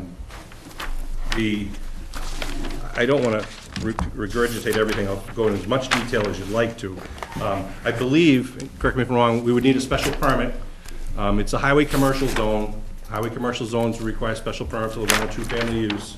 And in that regard, I did bring 2 things. I brought, again, an elevation, just so you can see what this house will look like. Point of clarification, Sean, you just said special permit was required for a 2-family use. This is a single-family. A 1 or 2 family use would Okay, need a just- special permit. This is a single family proposal. Just Yeah, it wanted says to it right clarify that. Yep. Thanks. And Familiar. special permit is to allow the residential use in the highway commercial zone, which the lots here, right along Center Avenue, are in the highway commercial zone. What I'm showing to you now is an overhead view and aerial view of all of those houses and lots on Center Avenue. And as you can see, from numbers 410 through 490, there's 9 lots. 1 family, 2 family, this locus vacant lot, a 1 family, a 1 family, a 2 family, a 2 family, a 1 family, and a 1 family. Behind us is another 1 family. We're asking for a special permit so that you would allow this lot to be developed residentially as a 1 family to basically finish this neighborhood. Makes no sense to make this a commercial lot in the middle of a residential neighborhood, essentially, on this side of the property. And it obviously is in conformity with all of the uses that abut this specific piece of property. For the record, we did try to develop this commercially, we meaning James. He has been working with some of the neighbors there to try to make this a commercial development, and over the last 3 years, we've had 2 deals fall apart. Because of the size of these lots are small, it's very difficult because someone who wants to develop something needs to end up buying 4, 5, 6 properties, which going in, your purchase costs just kill you. So I have copies of a purchase and sale and a copy of a termination letter. If you'd like me to submit it, I certainly will. I guess I should for the record, because you do need to grant the special permit.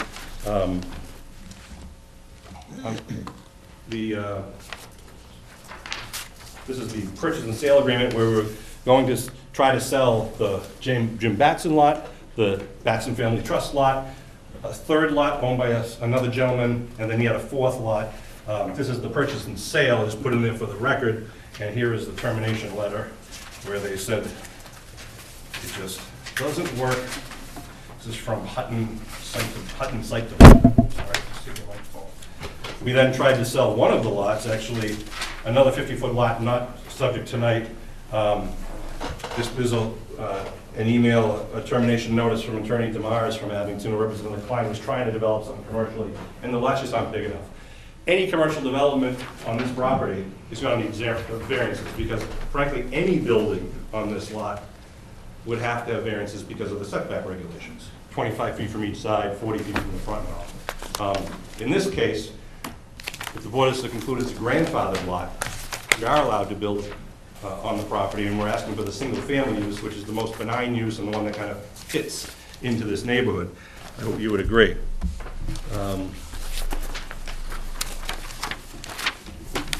I don't know how, I don't want to confuse things by going into a lot of detail, so is there any question about the grandfathering issue, or would you like any more information? Yes, Amy.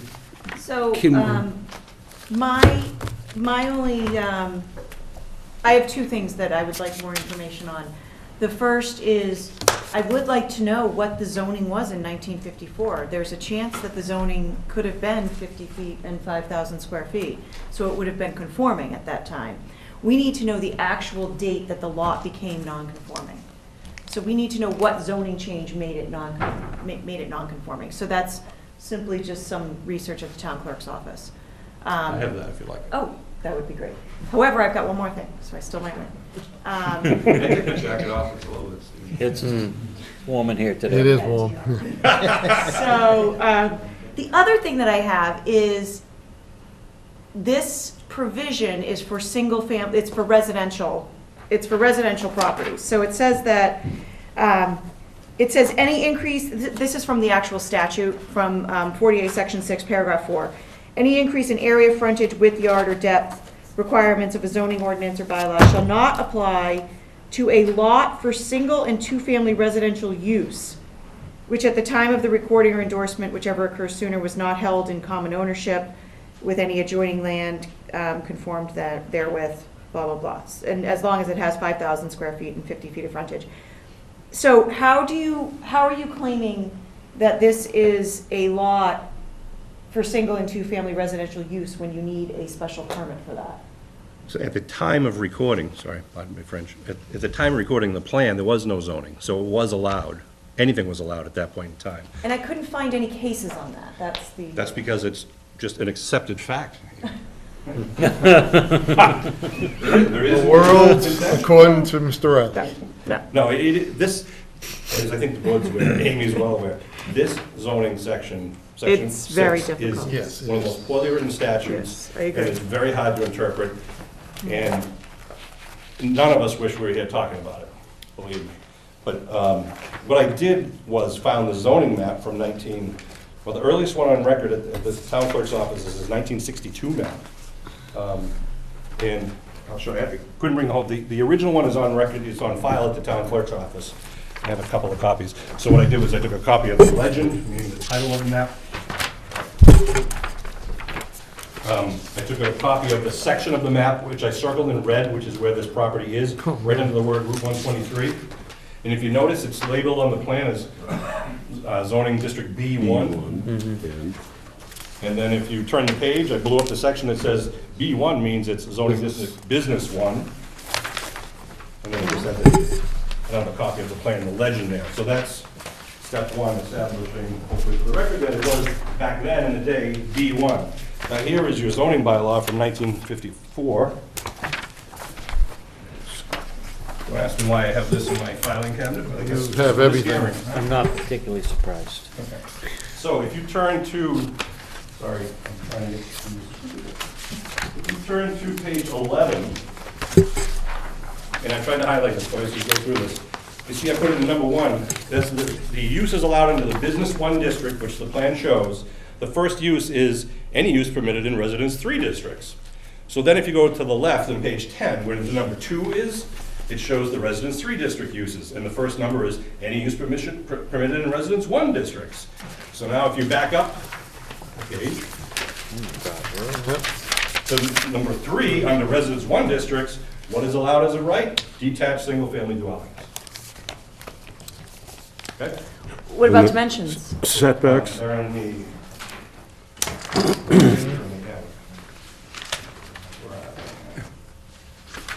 They're on page 13. Yeah. Yeah. So B1, there's B1, business 1. 8,000 square feet. So they don't have it, What? 8,000 square feet. It's a pre-existing lot before zoning, right?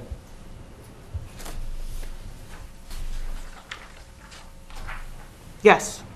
Okay. Okay. And then where's frontage? There is none? 0? Must be, yeah. Side yard, oh, lot width, I guess, is 90. And so you were, They didn't so he was have it. non-conforming for frontage too? Non-conforming when it started Yeah. there. And There, it's undeveloped, so those don't matter. It's Yeah. interesting where Even if it was you, conforming, as zoning changed, it became non-conforming. So it's non-conforming whether from the start, ab initio, or as zoning laws change. Right, but we need to know when it became non-conforming, and it clearly became non-conforming when zoning was Okay. when zoning was enacted. Yeah. it's interesting, it says minimum front yard is 40 feet, but minimum lot width is 90 feet. I think the front yard would probably be, I think they're probably saying that's the front setback. Setback, right. Oh, okay. Okay, so one last thing is how do you show that when it's, the statute says for residential, single and two-family use, and here you need a special permit? I'm saying, yeah, so the lot, I'm asking for the special permit, so I don't have any issues with the bank later. Oh, yeah, no, you Okay. do need one, I know. So the special permit would be to allow the board to take an affirmative vote to allow the single-family use on this lot. Frankly, whether I need it or not, I'd like to have that for the record. I believe it is a grandfathered lot, and I think we should establish the special permit so that they're all single-family uses and two families. So would you argue that you could have a grandfathered, you could have an isolated lot with, 5,000 square feet, 50 feet of frontage in a commercial downtown district, and you could still put a house on it if you got a, say, a variance, a use variance? If I have, I'm sorry. Under 48, section 6, paragraph 4, if you had a lot that was 5,000 square feet and 50 feet of frontage, but it was in, say, the industrial district, so you need a use variance to put a house on it, do you think that that still qualifies under 48, section 6, paragraph 4? For what? To declare it to be a pre-existing lot? Yes, it is. For Be an use. isolated lot. Yeah, I think it's. But the isolated lot is only for single or two-family homes. Right, which it is allowed, and that's what this whole neighborhood is, and that's what I'm asking for. See, typically this comes up, as you know, when the lot is created after zoning's already been enacted, and then zoning changes later. Well, no, mostly this comes up in residential districts. Yeah. This is why I actually did the extra research to try and find the answer to this, and I didn't necessarily find it. Because it's established fact. No, I'm just. Here it is. I'm only kidding. It's good. I do have a case, not a case, a treatise in here, that does, the question is, Marshall and I have talked about this before, and perhaps you've had this before. What happens, let's just simplify it, it's in a residential zone, it's a pre-existing non-conforming lot, it's called a 5,000 square foot lot. The statute says that that pre-existing lot, any increase in area, frontage, width, yard, or depth requirements shall not apply. Right. So can I put a house up on that lot anywhere I want and ignore setbacks? The answer is yes. Yeah. I can. Would I do that? No, because I don't want to be building on my lot line, but I have the right to. What we're proposing is to put it in the center of the lot and try to, as you may have noticed, what we're proposing is a house that's actually a little bit smaller than some of the houses to the right of us. They're 25 feet wide, ours is a little bit smaller. I know that hurts you, but that's what the law is. I see Marshall looking at me. I haven't been there before. I've built on these 50 by 100s before. Yeah. But I had to abide by the setbacks in the town. Now, maybe I didn't have to, Right. but I was of the. It depends on the history of the lot. It's very convoluted, but I think, It is very and I don't want Yeah, to, If it it's is a- if it's a wicked, pre-existing unbelievable, non-conforming 48, lot, then section you don't. 6. so I want to be careful But if not it's- to. But you're talk about a lot saying of that you hypotheticals because could, get it's confused. 50 by, 5,000, 50 foot. You can cover as much as you want, and you can put it anywhere you want. You can build a house 50 by 100 on that No. lot. Not necessarily. I mean, it all depends That's on what the I'm fact hearing. that, well, You still have to conform to, you need parking, You need parking, driveway, you things need like that. septic, But or in septic. a grand scheme, yes, but in reality, no. Yeah, I But- mean, I'm pushing it, but. but again, that's in a residential district. This isn't a highway commercial district. Not when the lot was created. It was in a business district. No, No. the lot was created before the zoning, Oh, that's true. That was before zoning. Sure. so it's grandfathered. But again, you need a special permit for the single-family house, and I've never seen that. That's what I'm saying. These have always happened we had Right. 2 and 4 Harvard Street, we had another one that you and I went through. Yep. And then the other thing that we need from Attorney Riley is we need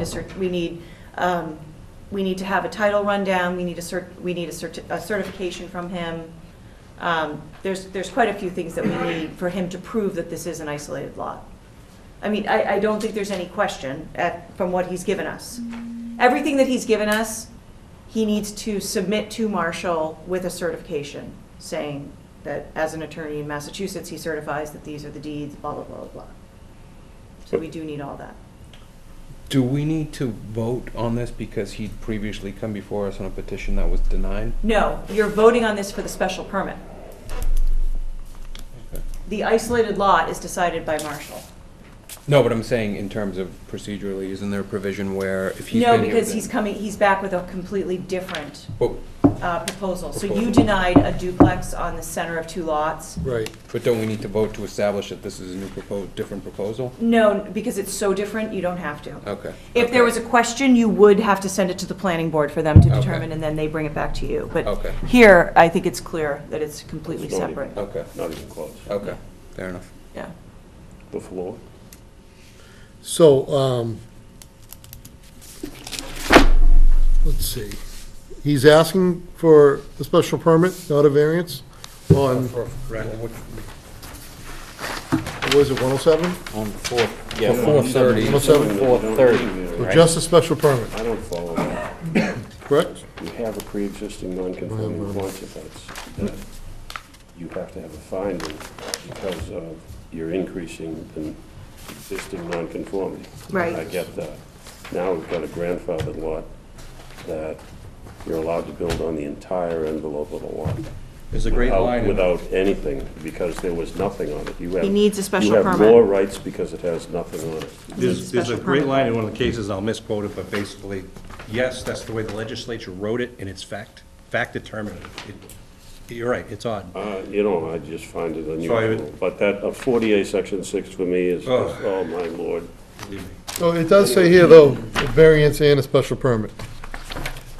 No, the application was to have the board determine that this was a grandfathered lot, and if so, we would not need any variances. Okay. We would need a special permit for the use as a one-family surrounded by 1 and 2 families. Okay. And so if the board would be inclined to grant the special permit, it would be subject to me submitting the documentation to Marshall that the town council described. Okay. Anything But else? if it's grandfather, Sean, why are you looking for a special permit? Just do a stab. Use. He needs it for the use. Probably makes the bank feel better. That's what you said, about the bank. But I still think he needs it for the use. Yeah, And that's my question. Okay. there if is no it's case allowed. law in there, so better to ask and establish it. And I think I've submitted all the materials that would support. We have established that this is a separate lot, and the Well- other one is a separate lot, correct? Right, except the special permit will be, if you are so inclined to grant the special permit will be conditioned upon Marshall determining that it is an isolated lot. Okay. Meaning he has to submit all of that information. That sounds Send it to reasonable. Marshall, Marshall sends it to me, I decide if this evidence is sufficient, send it back to Marshall, Marshall then makes the decision whether it's Okay, isolated or not. But if the We've evidence gone through is this not- before. If the evidence is not sufficient, then Marshall Then the special cannot- permit is not valid. okay, all right. So that negates the special Yes. permit. Yes. So, are we good? Because I want to open up to the floor. You, Okay, open up to the floor. Any comments or anything? Oh, boy, you guys are Anyone here for... understand that? I guess you're all here for the next one, I guess. yeah, this is a All right, cakewalk. closing it to the floor.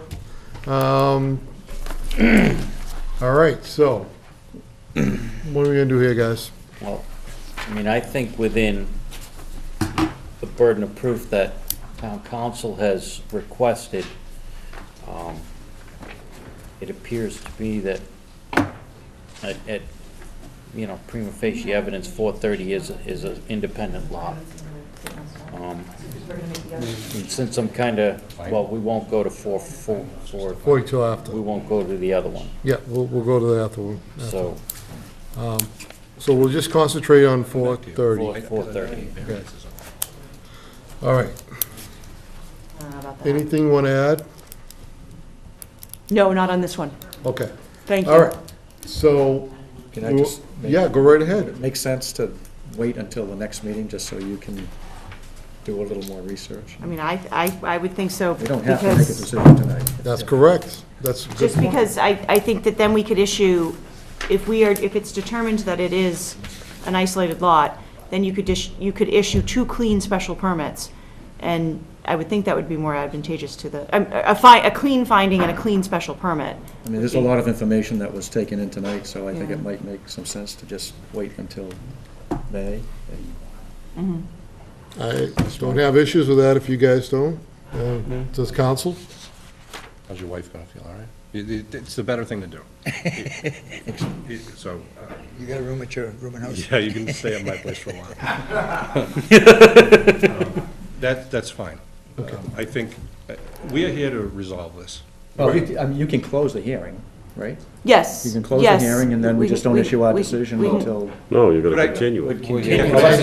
We need to continue, right? Continue If this. he's I'm just not sure if he's gonna get information, submitting sure. additional... Yes, to continue for more information. Yeah. I would ask that Yes. they be considered, yes. And then I would, in this month, Yeah.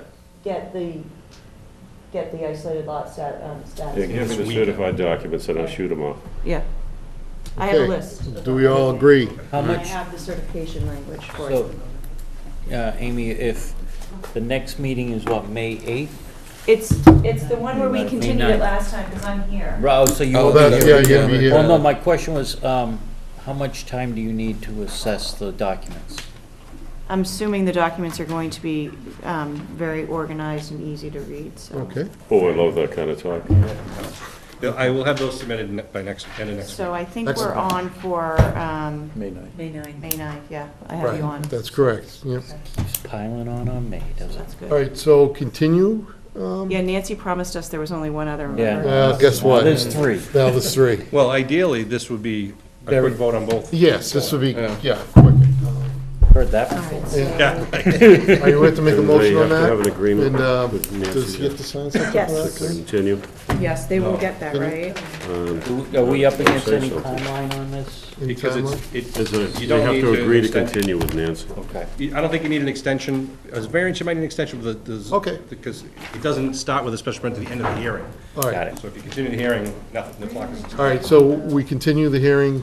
You want to make a motion?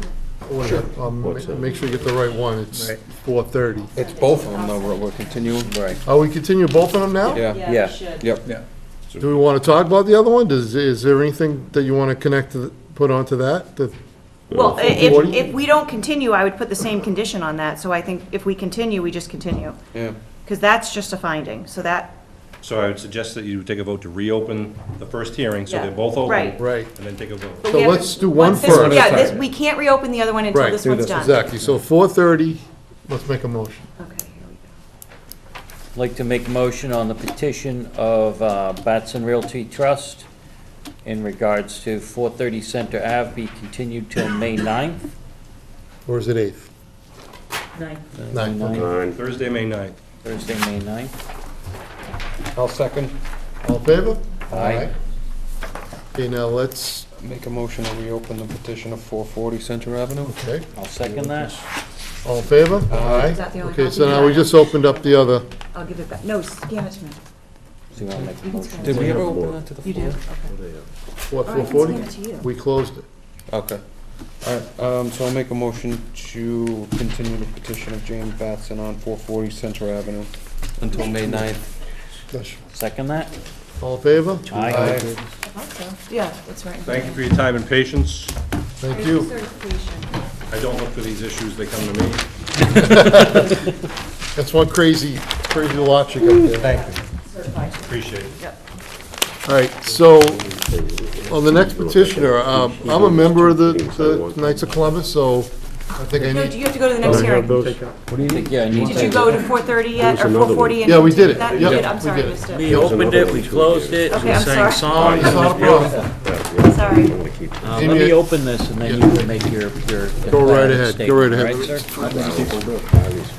Abington Zoning Board of Appeals will hear the petition of Madison Energy Solutions LLC, 960 Broadway Revere, for a use variance to allow ground-mounted solar array in the R40 district under 175-21G9, and variance under 175-36L for rear setback relief allowing for 50-foot setback on parcel abutting residential uses at 254 Hancock Street. Property is located on Assessors Map 29, Lot 14, in the R40 zone. Now you may make your statement, sir. And I am a member of the Knights of Columbus, so I should probably step aside, but Do you hold a position as a director, or? no, I don't. Then you don't have to step aside. I don't have to? Is this on the Knights of Columbus property, or is it a butter?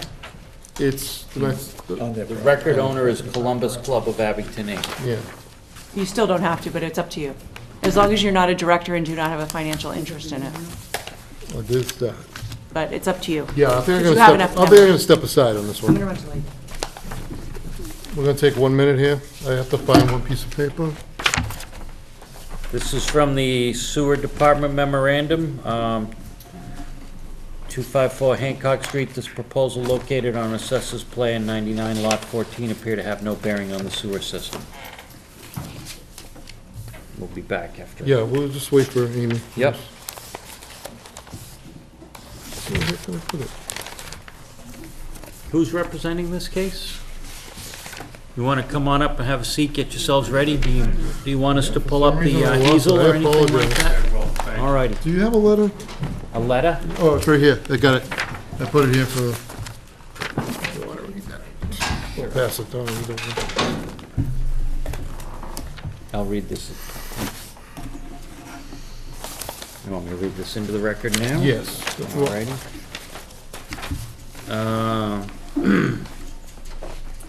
This is from, Dear Nancy and the board, thank you for sharing the plans. I'll be strongly opposed to the granting of this zoning relief, as our property directly abuts this land. There is no definitive research showing that there are any negative long-term side effects associated with solar panels. The technology is trendy and relatively new, and given the big business associated with them, people don't seem to be researching potential negative side effects. I do not know if we'd continue to raise our family this close to so many solar panels. We regularly walk back in the trees up to the property line with our 2-year-old son, and we would no longer do that if these solar panels were located so close to our property. I wish that we were not going to be leaving the country this afternoon, as we would strongly object in person on Thursday night. Signed, Daniel J. Buckley, Senior Vice President, Gallagher Special Risk, and a butter. Okay, and I'm gonna step aside. Just for the record. And if you do, oh, council's back, so go ahead, please. All right, very good. Thank you, Mr. Chairman. I'm Attorney James Timmons. I have a law office in Quincy. I'm representing the applicant. With your permission, what I'd like to do is I'll briefly introduce the applicant, review the nature of the application, and then review the zoning principles. With me is our consulting electrical engineer, Newell Thomas, and Mr. Thomas will then talk about the particulars of solar panels, this particular ground-mounted array that's planned for the site, were to be allowed, and then answer any questions. So the company that I represent is Madison Energy. It's a limited liability company. The principals are here this evening. Kevin Childs, who's a gentleman from Revere, Alex Bezanson, whom I think most of you know. He's got deep roots in the community here in Abington. And then Richard Middleton, who's a resident of New Hampshire with strong ties to Boston and has spent a lot of time down in Abington, mostly in charitable work associated with Mr. Bezanson. That's how they met. And Mr. Middleton's somewhat the driving force in the company as far as knowledge on this type of work. He retired a little early from a job that he enjoyed, and upon retirement found his way into this particular field of renewable energy. So he kind of helped put together the team here. And the interest in this site occurred as a result of the relationship Mr. Bezanson had with folks at the Knights of Columbus. Back in October of last year, we entered into an agreement with the Knights of Columbus, and the agreement has an option to lease after Madison Energy moves forward with this permitting process. If they're successful and allowed to move forward, then they're under agreement with the Knights of Columbus to be present at the site for 20 years. There's a lease commencement date that's triggered by the installation and then the activation, and then for the ensuing 20 years, and it can be extended, this solar field would be present behind the Knights of Columbus site. The reason we're here, as you're well aware, is we need a use variance to do a project of this nature in this neighborhood. This is an R40 neighborhood, and reviewing the municipal bylaw, the purpose of R40, it's called low density, as you know, and the stated purpose is to provide areas for spacious residential environment. And that's what exists there today. The site, and I'll make reference. I don't know if this is a live mic that I should take with me, or am I being loud enough? That's more for the TV than it is for the folks here. I'll hold the mic. But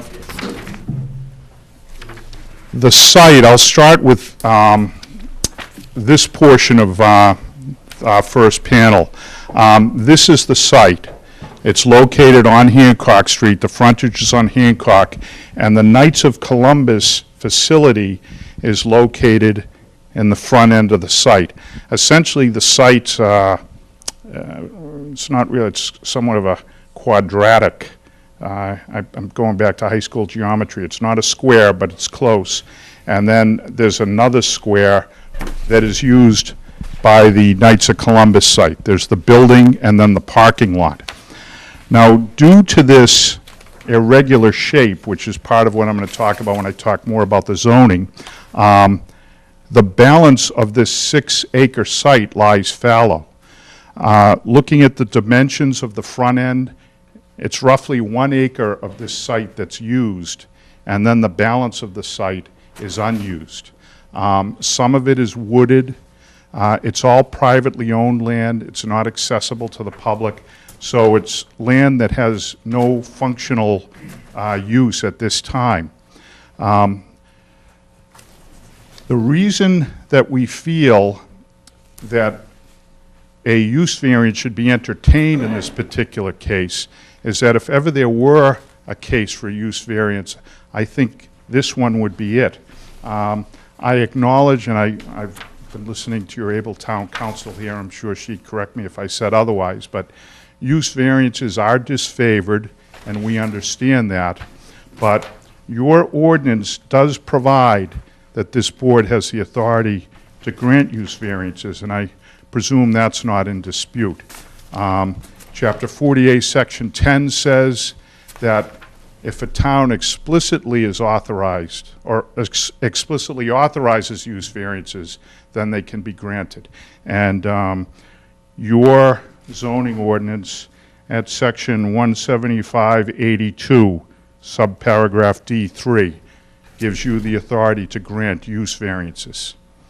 Now, in this particular case, this particular use, I'd refer you to 17536, which is the provision in your bylaw for a ground-mounted solar photovoltaic,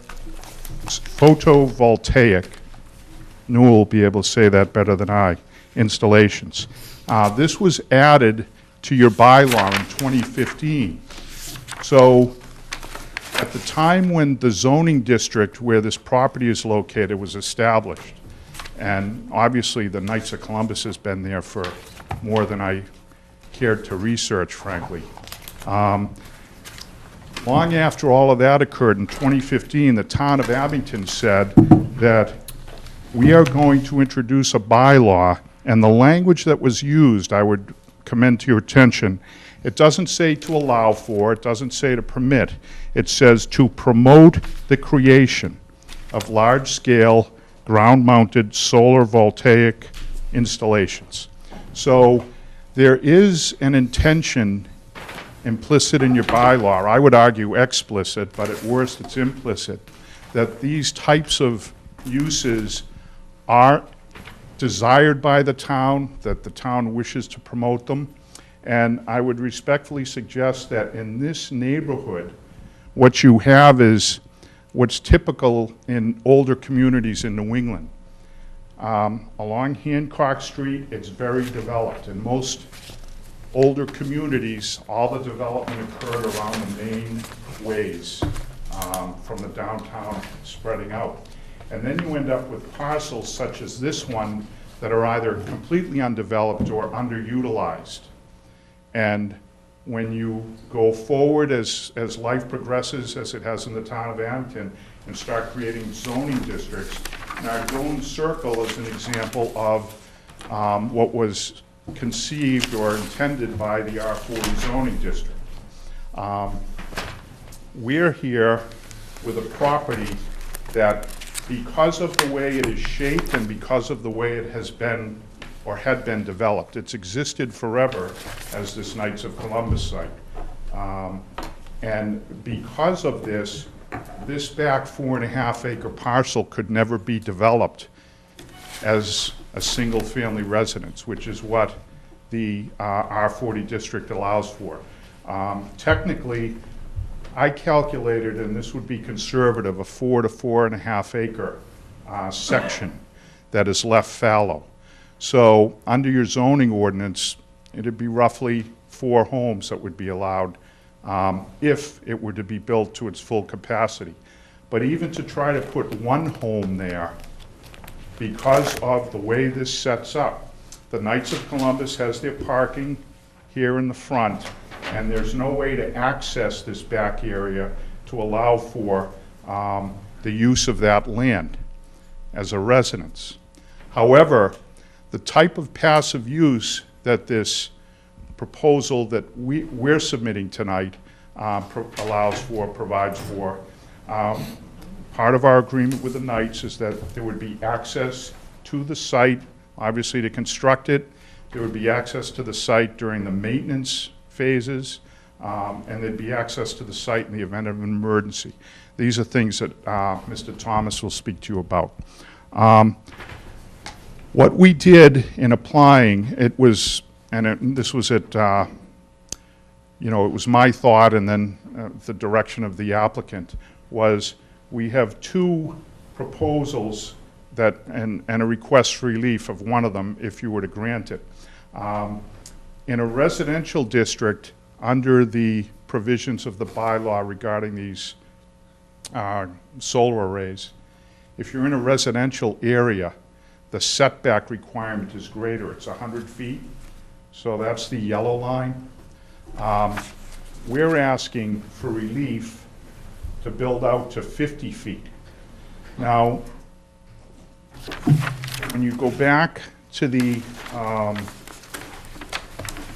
aerial views that are on panel E11, and that was submitted as an attachment to the application.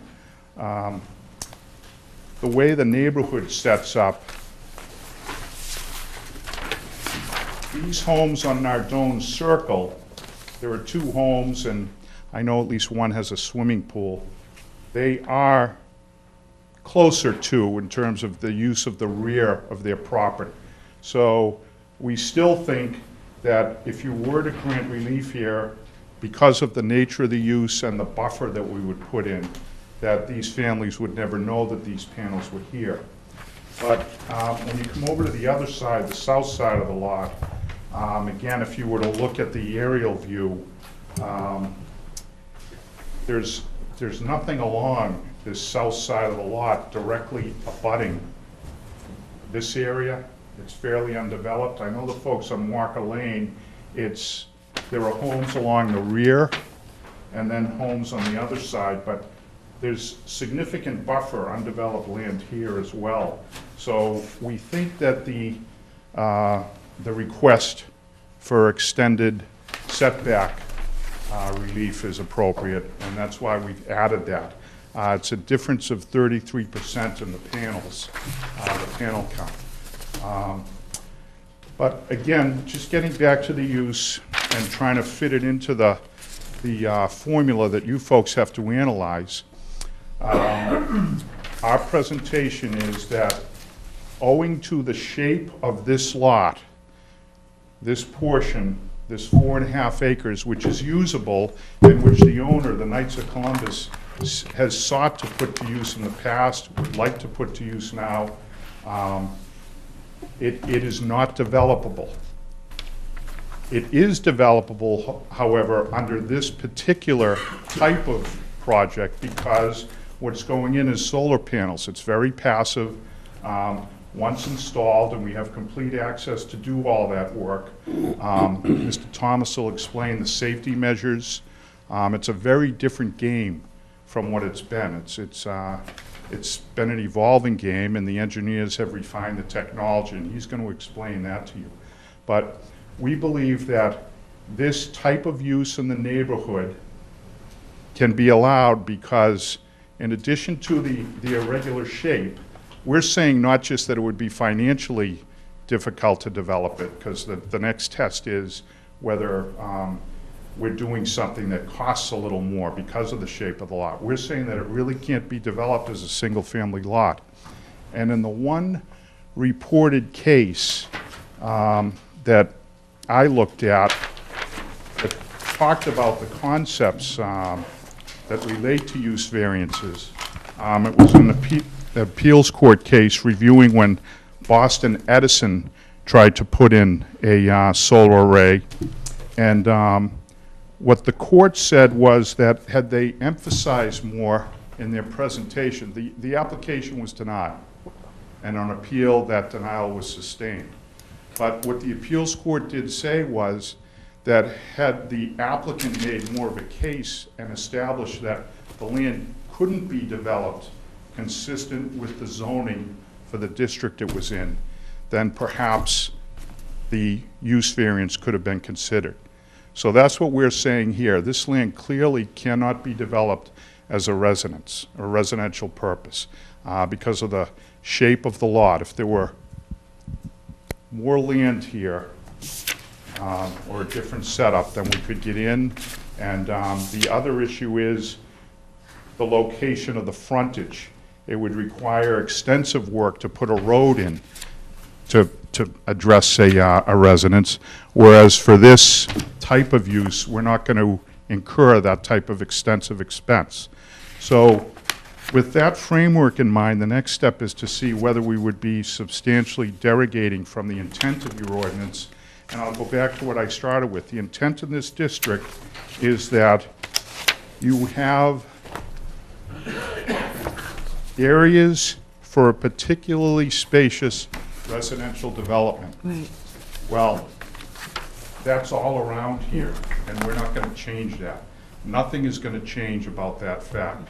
So the intent of the ordinance is to have a residential flavor to the neighborhood, and that's exactly what you will continue to have.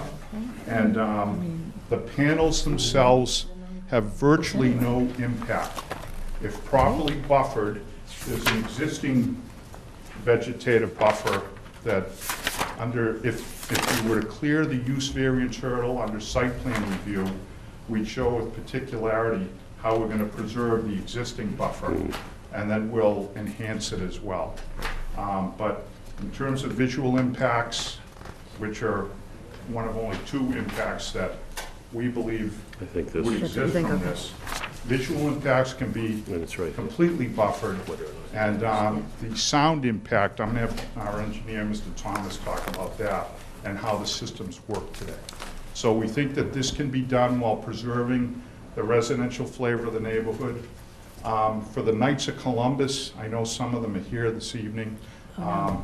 This is an agreement that we've reached that is favorable to that denizen of your community. It's a benevolent fraternal organization that does a lot of good in the town, and this would help for the continued existence of that group. So there are dynamics that may not necessarily fit into the Chapter 48 box as far as what you typically analyze for variance, but everything is here to allow a variance, a use variance. Your zoning ordinance provides for it. The dynamics present at the site would accommodate it, allow for it, number one, and then number two, would accommodate it, because this is just a very, very unique situation where a use that will have minimal impacts would be dropped into an area that has been otherwise fallow for years. So it returns it to the tax roll. It ensures the community that's around it that future development, if the Knights can't sustain their existence, this becomes a fully developable and fairly substantial site. It's an R40 site, so, I'm not saying you're gonna see a rubber burning plant or anything, but it's an agreeable site to the existing neighborhood. It'll bring stability for at least the next 20 years, if not more. So with that, I think I've addressed the issues that I should address, and I'd ask Mr. Thomas to just discuss with you the panels, how they work, and how this installation would work. Do you say how many panels? How many panels? My name is Newell Thomas. I'm an electrical engineer. Okay. I've been in the renewable energy business for 35 years and have been in solar, wind. Okay. My last job, I have a consulting company now for the last 3 years, but I worked for an IBEW electrical contractor in Rockland, Lighthouse Electrical Contracting, for 7 years. So I did a lot of commercial systems in the Boston area, a number of ground mount systems, over 80 systems around the area. So I wanted to talk to you about the components of a solar system and what kind of impact they'll have on the land. So really, a solar system has a number of panels. We're looking at two different systems depending on the setbacks. This is with a 50-foot setback. This is a 100-foot setback. With the 50-foot setback, we'd like to put in about 950 kilowatts. And that would be a system of about 2,700 panels. That would mean more revenue for the Knights of Columbus. It would mean using the land to the maximum that it could be used for. With 100-foot setbacks, we could probably get around 650 to 700 kilowatts. So 65 to 70% of what we'd like to put in. Solar systems, Just to interrupt, how many panels would that be? there'll be about 1,800, 1,750, 1,800, something like that. And the panels are about a little over 3 feet wide by about 6 feet high.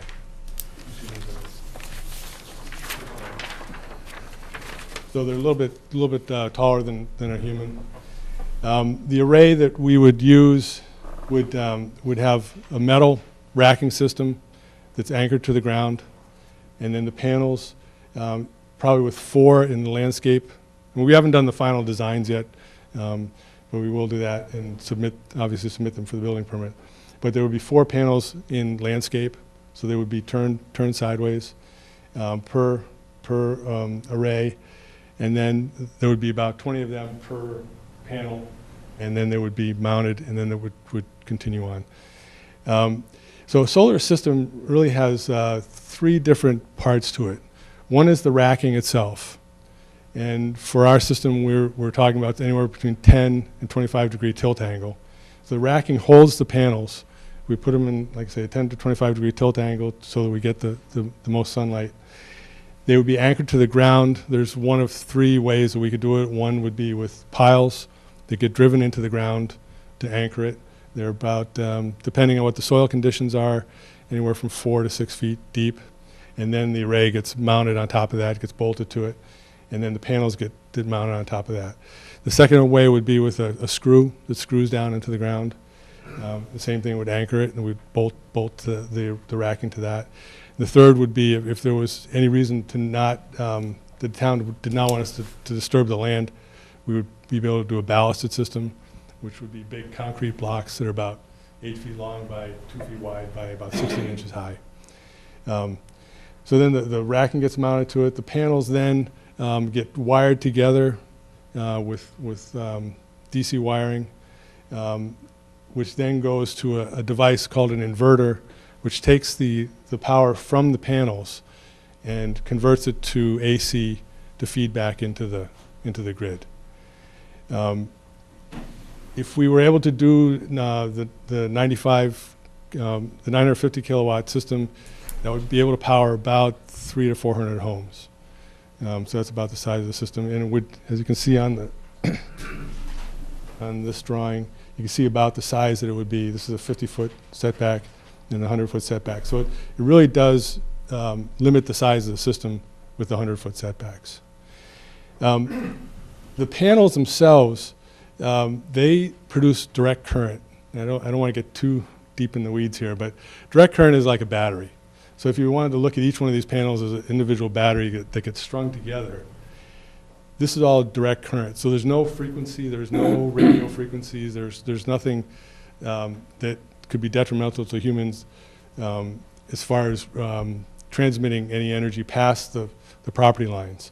The direct current then goes into the inverters, which take that direct current and they look at the line, the power coming from the utility, and they create alternating current to feed it back into the line. So it's synchronized to the line, and it feeds it right back in.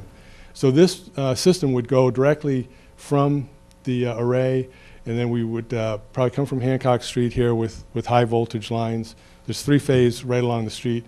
We'd probably bury it, bring it into a panel here, a transformer here.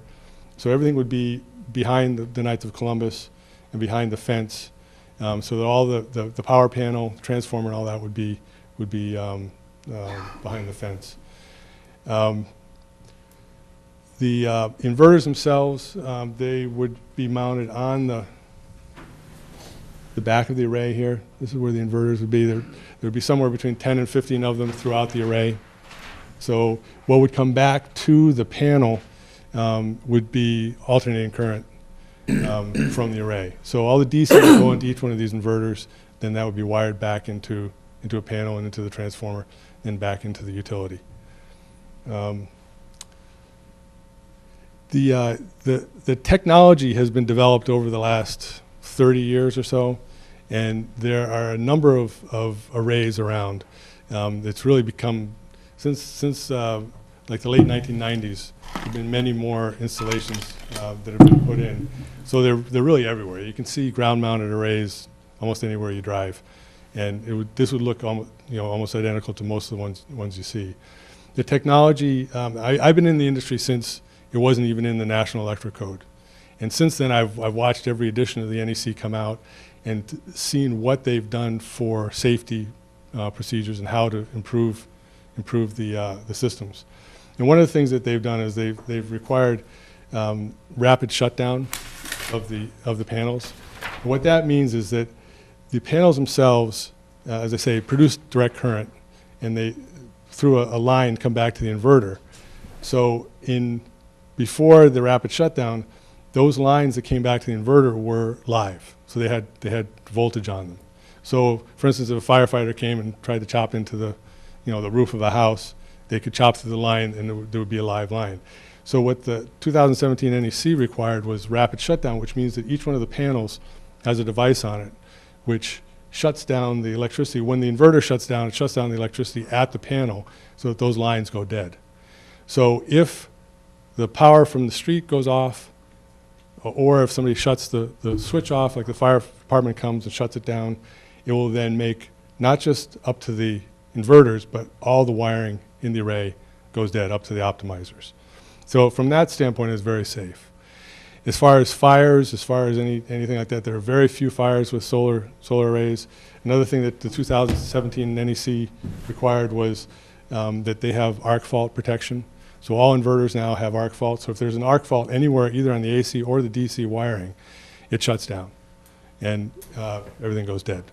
So from that standpoint, it's become very safe, and it does it within a couple of cycles of the alternating current. Trying to think of what else. Yeah, you mentioned in the petition minimal noise. What is? Yeah, so there's no moving parts in the array at all. The only thing that might makes a little bit of noise is the inverter itself, because in the conversion process from DC to AC, it uses some electronics. What's the nature of the noise? Like a humming sound, or? Yeah, it's like a humming sound, and it's very minimal. It's very quiet. From the 50 feet away, it's probably no more than crickets. But it's constant. In the daytime, yeah, you'll hear it. Yeah. Yeah, but it's really minimal. They've minimized the amount of Less at night, noise. but it's still here at the moon will do it. No. Produce enough electricity just from the moon to kill you. Well, that's not correct. I'm sorry.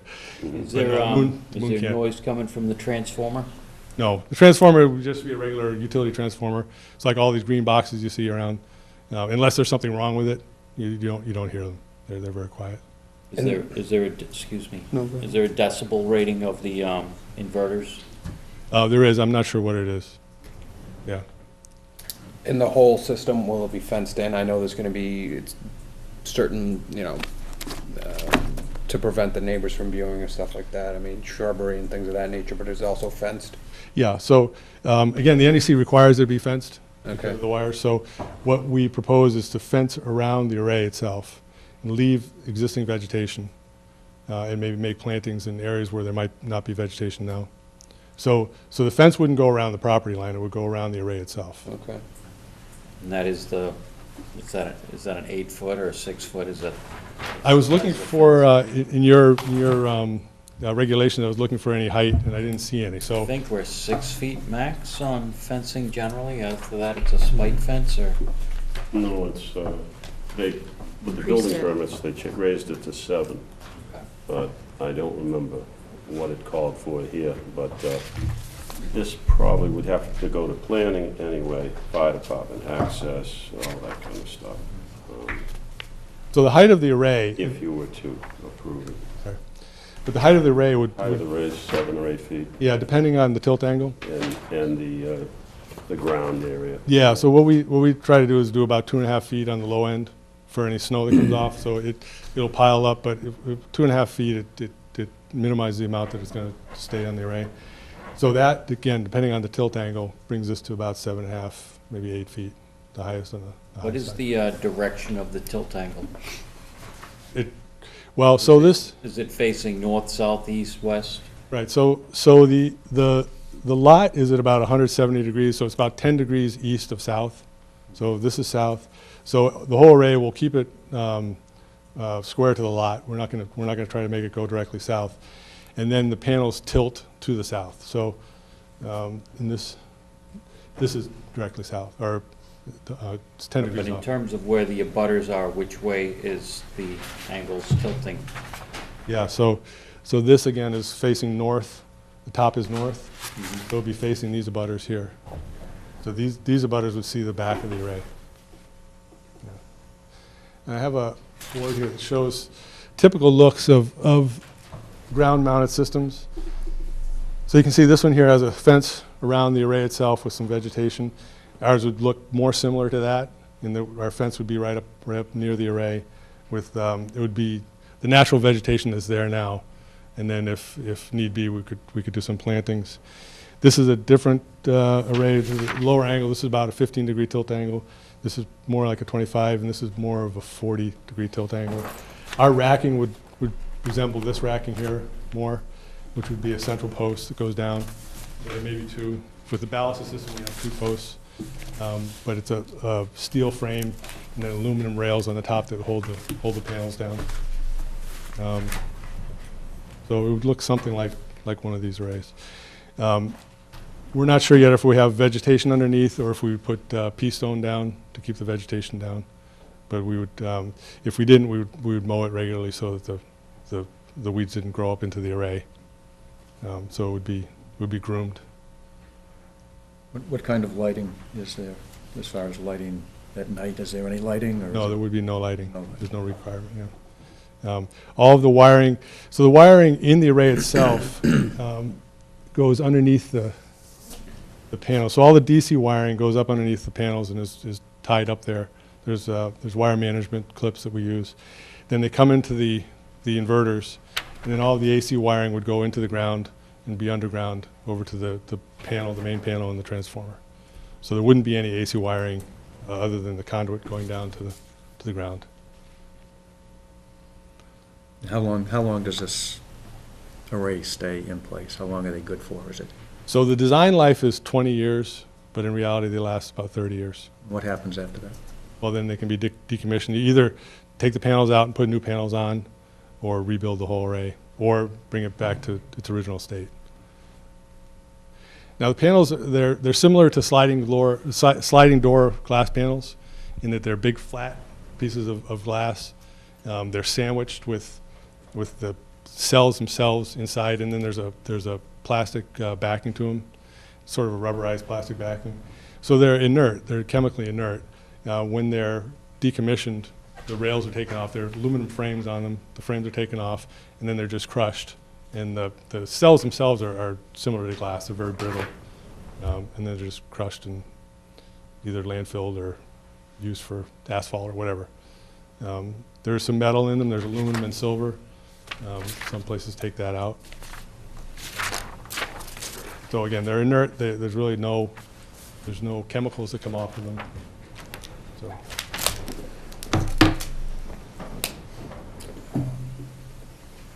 Is there a plan in the agreement with the Knights of Columbus to, at the sunset of the contract, is the plan to extend or is the plan to decommission? Is that codified yet? I think in the agreement there's the provision for extending it. Is that correct? There is. Yeah. There's a provision for extending, but also under your bylaw, the site plan review for these addresses commissioning. There has to be a plan put in place for that. So the Knights of Columbus has a provision in their lease to protect their interests, and then the town has the bylaw provision to protect it. So if we were to clear this hurdle during site plan review, we'd be addressing that issue. You also have to provide a financial surety in case they don't decommission it, and the town has to go in. One other thing I want to say about operation and maintenance.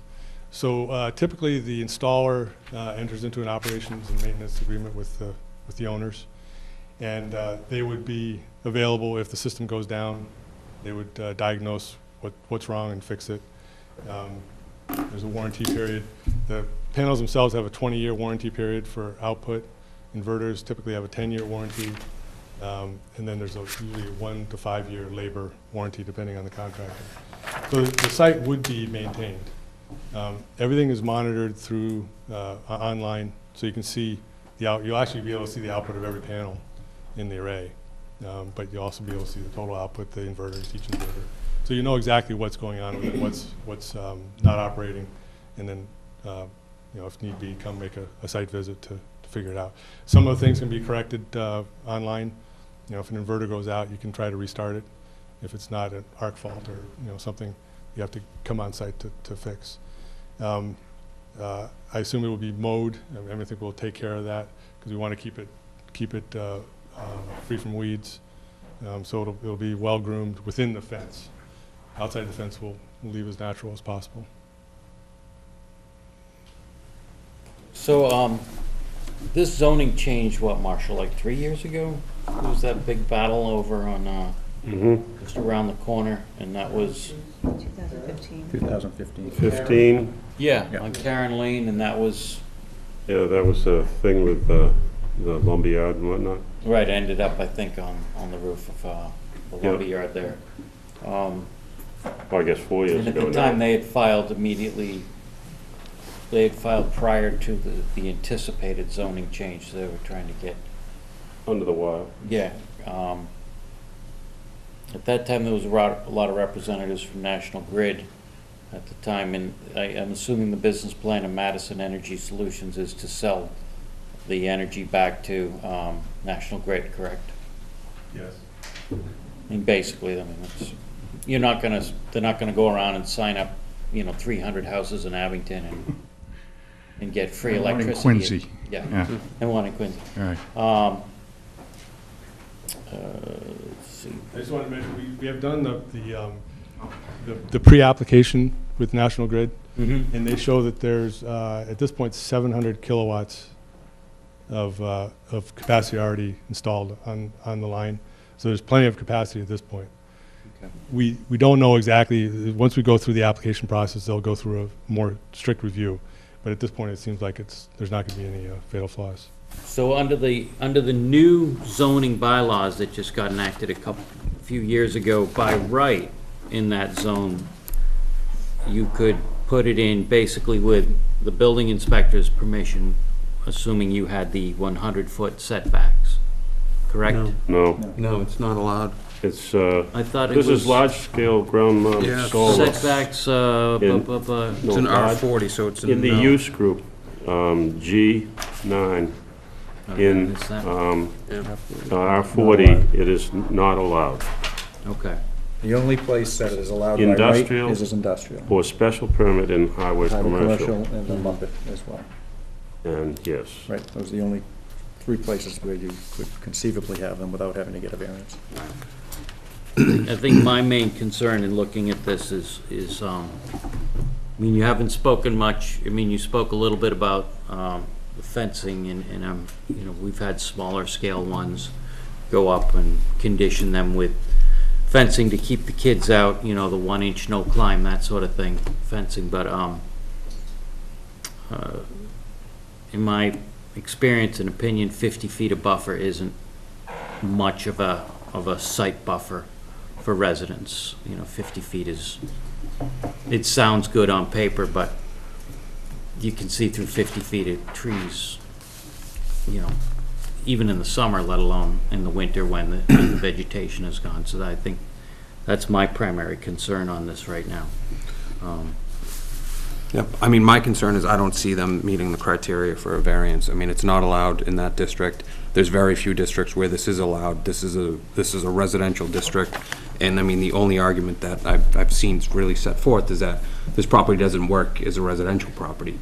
But, I mean, there's a lot of other uses that are allowed as of right or with a special permit in the R40 district. So I'm not seeing how anything owing to the shape or topography of this land is presenting a hardship. Well, it's the shape and the fact that while there may be other uses that are allowed, this particular use that we're bringing forward, obviously, we're bringing forward a renewable energy use because that's the motivation of this applicant. But from the perspective of the neighborhood, I'm not sure which uses you're talking about, but this has to be the most benign and non-obtrusive use that could go back there. From what I understand, at one point, they tried to put a ball field back there, and I happen to have the great fortune of living right near a ball field, and for the most part, it's nice because we're dog owners, but, you know, it's obviously not a great place to be sometimes, including parking issues. And so that didn't make it back there. But I do understand what you're saying. There are other options. That's absolutely correct. But your ordinance says, although it's not permitted, that's why we're here, that you can grant a use variance. And we think that, I began my presentation by saying that this is a very unique circumstance, because I don't know what use someone could come forward with that would be less impactful on this neighborhood than what we're proposing. And then you combine that with the fact that we're in a lease relationship with the Knights of Columbus. So, and you know, there are members here. I don't really have the, the standing to speak to that, and I'm not gonna kind of bootstrap the Knights onto our application, but that is a factor here. And that's one of the things that Mr. Bezanson, when he first came to me and I talked about the use variance issue, he said there's a lot of unique circumstances here, and that's one of them. So I would suggest that while your point is very well taken, we're here nonetheless, and I think that we've provided reasons why you could consider what we've applied. Sure, you know. no, and I mean, I would like to hear from my neighbors and, yeah, get their opinions on this, definitely, yeah. Anything else from the board before we open it to the Not right floor now. at this point? Thanks. All right, so a lot of people are here. You guys weren't here for all the other exciting hearings, so we would like to open it to the floor. I want to start just on this side and go that way. We require you to just please state your name and address and say your piece, and we'll try and get through this. And if someone's already said your point, then you know, we don't necessarily need to hear it 17 times, so. We'll start on this end of the board, of the room, please, and go ahead, sir. Dan Sheedy, 10 Broad Meadow Lane, right on the corner of Hancock and Broad Meadow. So my property faces towards the Knights. Just a couple of quick things. First, that back lot, they use as sort of their auxiliary parking sometimes, especially when they have cornhole tournaments and stuff like that, where they're using the outside parking lot for what they're doing and then park out there. Without that, and we've seen it many times, they park in the neighborhoods. We've had to chase people off from peeing on our lawns and call the police to get our driveway freed up. So I would suggest that a parking evaluation be done of the property before they give up any more parking spaces.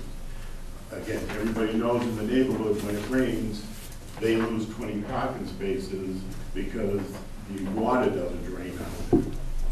So I would hope that the board would ask for parking considerations, how many spaces for what kind of crowds they get in there, and give up their auxiliary parking, and then create a dangerous situation with cars parked along Hancock. Two, already the front of that Knights of Columbus on the right as you face it is always full of water.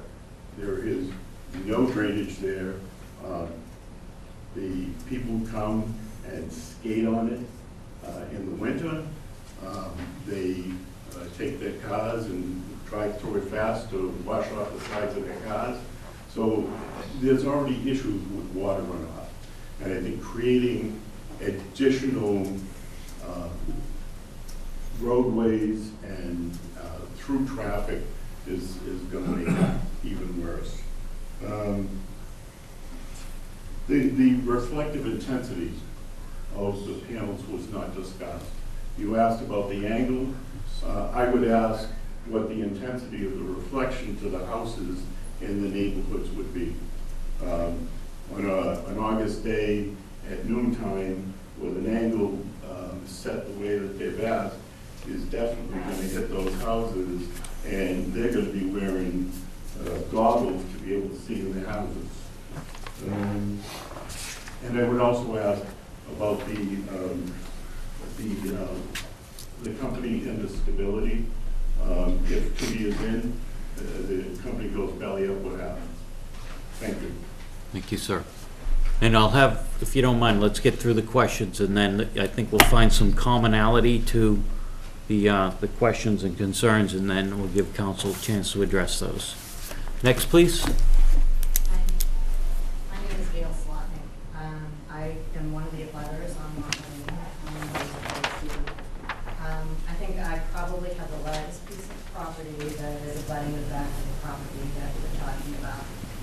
I've lived in Abington for 27 years now, and I have to literally say, and I know I'm not supposed to pile on, but I would like to say that the ground is absolutely shifting underneath us, and what Dan said about the water problems, I can attest to.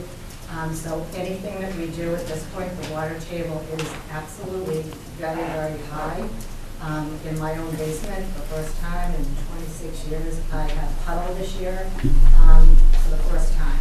So anything that's going to disrupt any of the landscape behind me, I'm not even talking about visuals or anything like that, although the humming and all the other stuff that we have already was addressed is very concerning to me. I don't think anybody can quantify what that would be like living downstream of what you're proposing. So I would just like you to please consider the people that are living behind us that hold our breath every time it rains, hold our breath every time it snows for a significant amount, and you can hear the water rushing through the sewer system on corners before you start talking about doing something like this. Thank you. Over here to the main area. Yes, sir. Tim Chapin, 353 Center Ave. I'm speaking here tonight as a former Deputy Grand Knight and member of the Board of Directors of the Knights of Columbus. I joined the Knights of Columbus 13 years ago at a major crossroads in my life. It was through this organization I learned the importance of faith, charity, fraternal relationships, and patriotism. Since 1963, the Knights of Columbus has been here on Hancock Street for the town of Abington. Whether it be donating mountain cables for the town Christmas tree, collecting toys not only for Toys for Tots, but also St. Vincent de Paul, supplying wheelchairs for St. Bridget's Church, providing socks, t-shirts, and other necessities for homeless veterans, or even more recently, when a local family on Rockland Street lost everything in a house fire, a donation box was set up before the flames were extinguished. Not to mention the numerous local charities we donate our function hall for yearly, including Abington Greenway Boosters, Abington Education Foundation, Abington Little League, to name a few of many.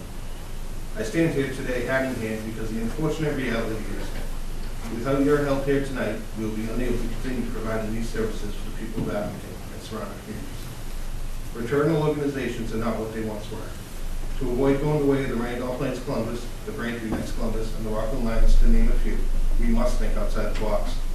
We are not a for-profit business, nor do we care to be. The plan we put before you tonight is for nothing more than survival.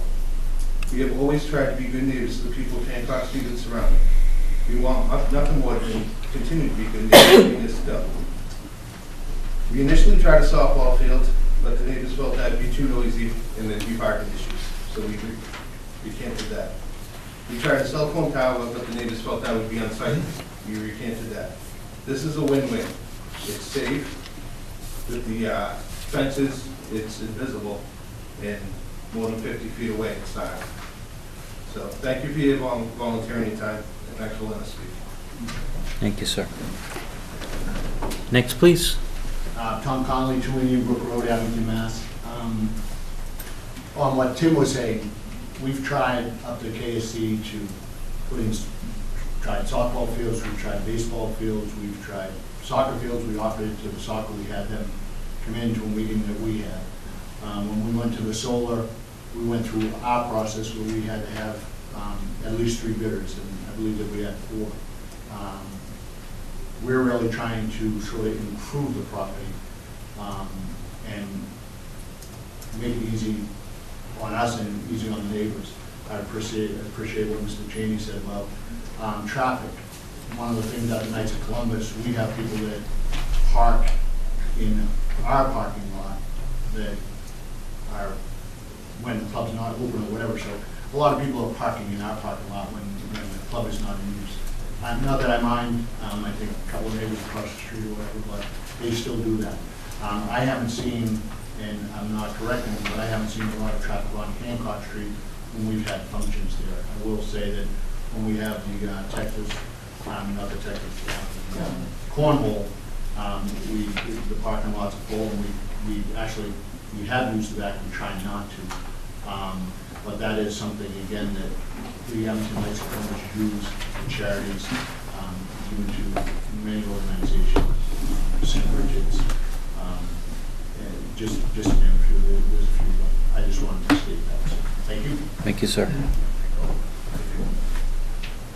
My name's Christopher Stockbridge, lifelong Boston resident. I moved down here in July with my wife, my 4 kids, my mother, and one of the first things we noticed was there was a lack of sense of community that we felt when we first moved in, that we didn't really get like too much of a welcoming committee, except for some of the people that had driven by and heard we bought this house.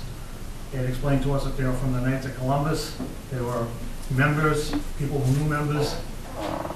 They welcomed us into the place, and through actually going into the place, we've met the community. I mean, I've met 30-year residents of Abington, people of Abington. I've met your fellow union workers. I've met members of the community, whether they work for the community, people that have been in the community, that have left the community, and the amount of charity work that I see come out of this place is incredible, to the point of now where I've started volunteering for their bingos. Anything that helps this place keep its doors open is something that you have to have. You don't want to have a vacant piece of property for any reason, as Tim has stated. I've driven by at 2 o'clock in the morning, the place is dead silent. I've watched these guys that actually run the place. You never see an argument. You never see drunks stumbling out trying to walk anywhere. Everybody in there seems to take care of each other as they go out. They keep up the place. Being a lifelong Boston guy as I am, this is the kind of place that you want in a neighborhood, not a kind of a place that you want to make very uncomfortable, that will want to try and close up the Lima neighborhood.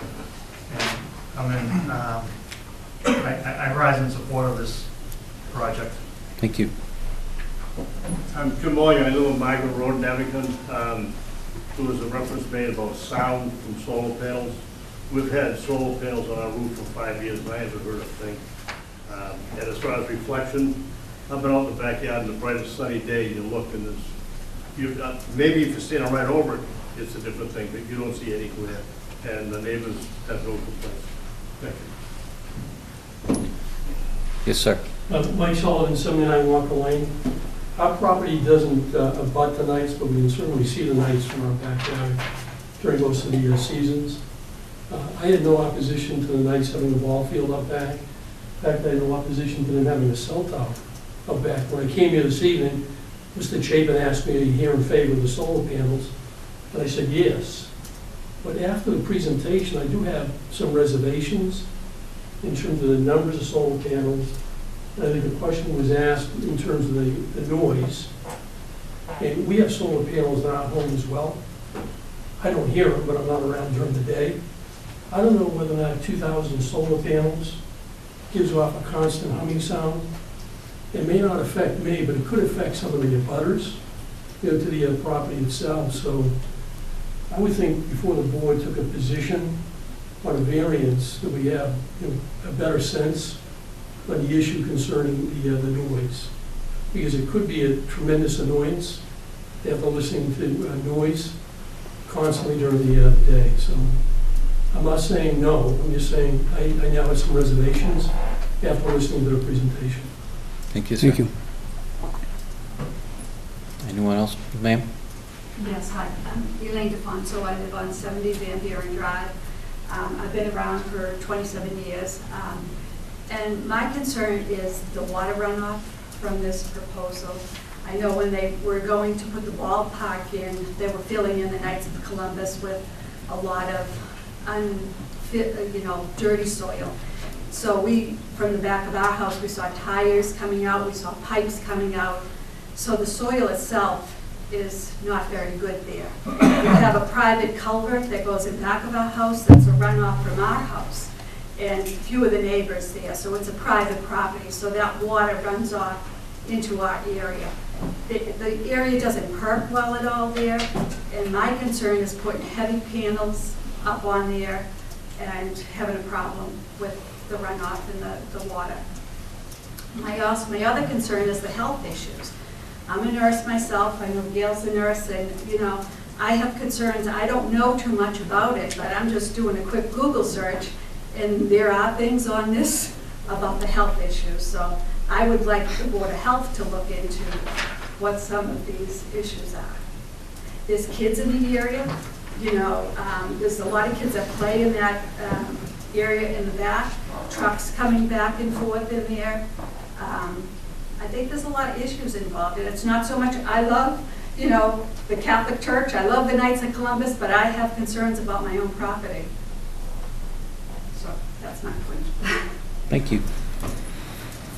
Coming on this side. Go ahead, please. McIntyre, 229 Hancock Street. I have concerns about getting the power out of the backfield. You say you're going to build a cable underneath, that's fine, but when it hits the street, are you going to have to upgrade? Are we going to have high power lines? There's already 13.8 kilovolt lines going down the street. And the lines that are there now can handle it? Oh, yeah. They can handle it. The pre-application from National Grid shows that those lines can handle it. So we would just bring a riser down, and just drop it down, go into underground, bring it back to the field where we have the transformer. So My other concern is too, it seems like every time the neighborhood has some type of building project, the water level goes up. Most of my neighbors, the basements are flooded now. They've lived there for 20 years, some of them even longer, never had issues. But every time you build something, the water level seems to come up. Okay, thank you.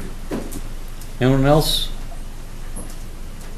All right, thank you. So we're going to close it to the floor and bring it back to the board. The neighbors have brought up, I see about 4 or 5 issues that I think will give the engineer and the attorney a chance to address.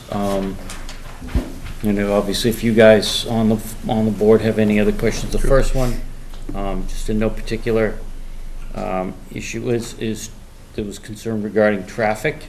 So what is the is it monthly, or like once the construction is done, how often is this area to be serviced or maintained? Well, so when it's maintained, it's usually maintained with an electrical van, not more than that. There's no need for heavy trucks. It's usually a couple of electricians that go out there and do whatever they have to do. No large equipment has to be moved. So it's literally just a couple of people going out there, opening the fence, going out into the array. I also wanted to note that they mentioned parking. None of the parking spaces, existing parking spaces, are going to be affected, except during construction. There'll be some trucks, but we don't bring it out into the parking lot. The whole array is back in the back lot. So there are not going to be any parking spaces taken up by the array. I think the issue was they're using that field now for auxiliary parking. Are they going to have the opportunity to park anywhere in that field now, or? Well, again, depending on the setbacks, probably not. Okay. I mean, maybe with a 100-foot setback there would be, but you wouldn't want to drive cars too close to the array. I mean, we will have a fence around it, but I mean, with a 100-foot setback, I don't know how many cars you could get back in there, especially if we're leaving vegetation for a shield. Second on my notes was reflective intensity. I mean, there are all different types of solar panels these days. There's, I have matte panels on my roof. What is the design of these in terms of reflectivity? Yeah, we probably wouldn't use matte panels. We would use regular glossy panels. Mm-hmm. But the fact of the matter is that they're going to be at 10 to 25 degrees of angle. The sun at its highest in the summer is about 70 degrees. So in order to get the sunlight to even come directly back towards the sun, not even to come more horizontal, you'd have to be 90 degrees. So you couldn't, even in the middle of summer at 70 degrees, you would maybe come back about 5 degrees, so it would never go into the houses. Maybe at What sunrise. about the second story or something of a house, or? Yeah, but it would never get at a low enough angle to even come near the house. So windows in houses have more reflection than the panels would ever have. So you're saying light that hits these panels is going to reflect back? It's always going to be going upward. So when the sun's at a low angle, it's going to go upward, and then when the sun's at a high angle, it's going to keep going upward. It's never going to get high enough that it comes back and goes horizontally. Understand what I'm saying? No, I do. Yeah. I do. I mean, you know, in residential purposes, the panels are on top of a roof, they're not at a ground level. Right. So that's, you know, a concern obviously to people around the area. Next on my list is in regards to the water table and topography. We don't have any drawings of topography on these plans, do we? To show which way? I mean, my understanding is we're not really affecting the impervious nature of the soil beyond what one of the residents mentioned in terms of cutting down trees and stuff like that that are naturally absorbing water and restricting the flow of water underground. You know, because I mean, we ran into this a few years ago, Marshall, where, I mean, the basic construction is sinking in pylons, you're not putting in slabs or anything like that, so the water isn't really behaving any different, but we don't know which way water flows with the plan submitted here, correct? No, this one, but there's not going to be any added water, so it's going to be the same amount as there is now. The panels have a 1-inch gap, 3/4 to 1-inch gap between them, so the water coming down is going to go between them, and then it's going to come off the bottom of them. So it's not like it all runs off into one spot, and then we'll have the gravel and or grass underneath. So we'll still, you know, so it won't be running anywhere. It'll be going and staying where it is, and then seeping into the ground, unless we have a soaking rain, which would run as much as it would on any other property. But water migration could change if you remove an acre of trees. Possibly, but then we'll also, again, we'll either be putting gravel in to probably improve the water flow, or grass. May I just supplement that, and I may get in trouble with the client, but hearing the talk about the surface water, I did notice when I was reviewing this that, and I mentioned it when I started the comments about the site, that it crowns in the middle and then it drops off. We might be able to look at, during the process of clearing the perimeter, of putting some swales in and trying to redirect the water or contain the water on the site. Right now it flows unimpeded, but if we were to, during the course of doing our site work, do some perimeter swales, we could contain more of the storm water. And I think that's a measure that we could do cost effectively, and that it would be worth doing. And I know they want to do everything they can, you know, to minimize issues for the abutters. So I was less aware and not, frankly, terribly concerned in the sense that it didn't come up on my radar about stormwater and whatnot, because, as was explained during Mr. Thomas's presentation, we're putting, what's the diameter of the intrusion into the ground for the screws? The screws are about 8 inches in diameter. And that's the extent to which we're going to be intruding the surface. So we're not going to be impacting the surface the way like a foundation would, which causes displacement. This installation is not going to cause a type of displacement issues that causes subsurface redirection. And then in terms of the stormwater, I think we could do some things that would work to help contain it. I'm not saying, you know, in the event of a, not even 100-year, maybe, you know, in the event of a significant storm, might be problematic, but for the most part, we could handle the types of regular storms that occur around here and perhaps help affect that or positively impact the groundwater issue. Thank you. And the last thing I have in my notes is, do you have any engineering specs on the actual decibel rating of an inverter? And then you know, again, if we have that, then how many inverters are there? In your special provisions, it says at the property line, it can be no more than 40 decibels. Mhm. So we can do an engineering study to see what the output of the inverters is, and then what that would translate to, 50 feet away or 100 feet away, and make sure it meets that criteria. If need be, we could do a test to prove that, to the zoning board's satisfaction that, whatever the output of the inverters is, whatever noise level that is, it's not more than 40 decibels at the property line. So that may affect your setback requirement, may it not? No, I don't think the inverters would, I don't think the noise from the inverters is enough to get above that 40 decibel level at 50 feet. The other thing is we can put the inverters in a little bit, so we can even put them in further than the edge of the array. They don't have to be right on the edge. Do you folks have any more questions? I think the on other board? issue that was raised was sort of the financial viability. If for some reason the company was to, go out of existence, what happens to the site? Now, again, in the special provisions, it has the second to last thing, it has a financial responsibility. I guess it's an escrow. Yep. And I say this respectfully, although it's going to sound like I'm being contentious here, but the financial capability of the applicant's not really an issue for zoning board. Well, I mean, you're here on hardship. One of the things you're saying is a financial hardship, so in some ways it is. Yeah, that's arising out of the site. That's the site and the project. Just the capability of the entity itself. This is the type of project that we have a lease in place. Once we have the permit, and you have the relationship with National Grid, and National Grid says what they're going to pay, there's a whole financing package that exists on paper. And what's going to happen as a practical matter is this project's going to get financed, and then it's going to just generate revenue.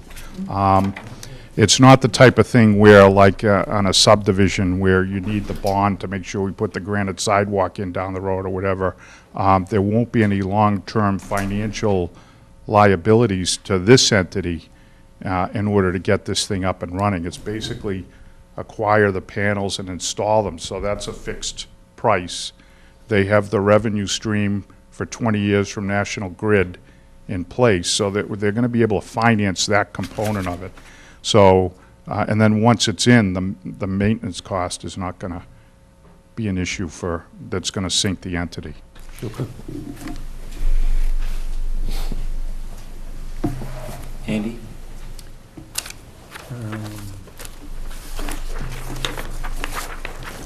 I don't really have any questions, I have comments, but I don't have any questions at this point, so, Amy, do you have any input? No, my only input would be that right now you're only considering a use variance. 175, I think it's 36, 175, 36. Yeah. That is, that will be implemented by the planning board, all of the site plan requirements. So the planning board will have to look at traffic, they'll have to look at parking, they'll have to look at runoff, they'll have to look at noise, screening, everything. So essentially, this is maybe a gateway hearing. So this hearing would say whether they can go forward or not. Even if you say they can go forward, they still have to go to the planning board. The issue is that once you say they can go forward, once they go to the planning board, it's a non-discretionary special site plan. So it can't really be denied by the planning board, but they can condition it. So would we grant them relief from the setback, or would that be the planning board? That would be that would be you. Okay. Yeah, there's two things. There are two things. Okay. Okay. Yeah, I have to. I didn't know that I was going to be here for this, so I apologize. Welcome to the party. I'd have to take a look at it closer, but it appears that it says dimension and density requirements setback. So if it's a dimensional requirement, it would be the zoning board of appeals. Okay. Yeah, it doesn't provide for a waiver in this, so it would need a variance. I don't know if you agree or not. I'm sorry. I don't know if I'm you. having trouble hearing. Oh, I'm sorry. I don't know if you agree or not, but it appears to me that in 175-36, A, B, C, and H. No, they said variance. Yeah. Variance for R40 because it's not allowed. And then the rear Variance setback, for the yeah. setback. Yeah. Variance. So Just it wanna would make be a sure. variance, it would be Okay. dimensional Okay. also. He Yeah. agrees with you. Yeah. Okay. And then there's a hardship. You do.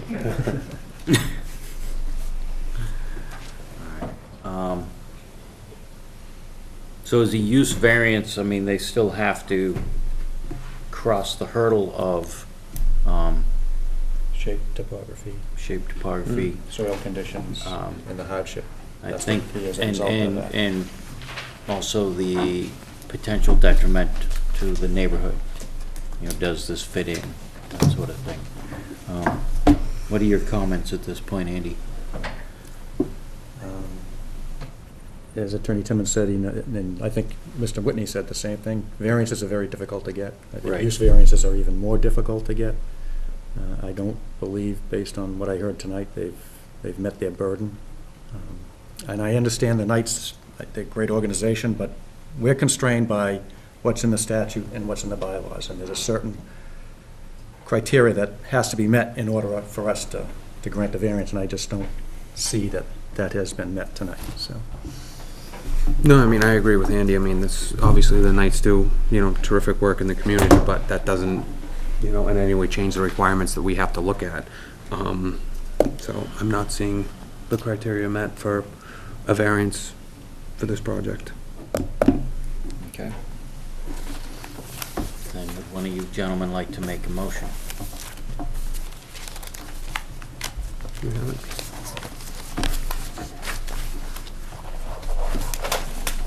So on the petition of Madison Energy Solutions LLC, 960 Broadway, Revere, for use variance to allow ground-mounted solar array in R40 district under 175-21G9, and variance under 175-36L for rear setback relief, allowing for a 50-foot setback on parcel abutting residential uses at 254 Hancock Street. I move that the petition be denied. I'll second. All in favor? Aye. Aye. Thank you. Thank you, gentlemen. All right, gentlemen. And is that the Rick Middleton, by the way, over there? Boston Bruin from the 70s. Do we have anything else on the agenda? No. No? Well, it's a wonderful time again. I'd like to make a motion to adjourn the hearing. I'll second. All in favor? Aye. Good job, guys. I'm glad you got home.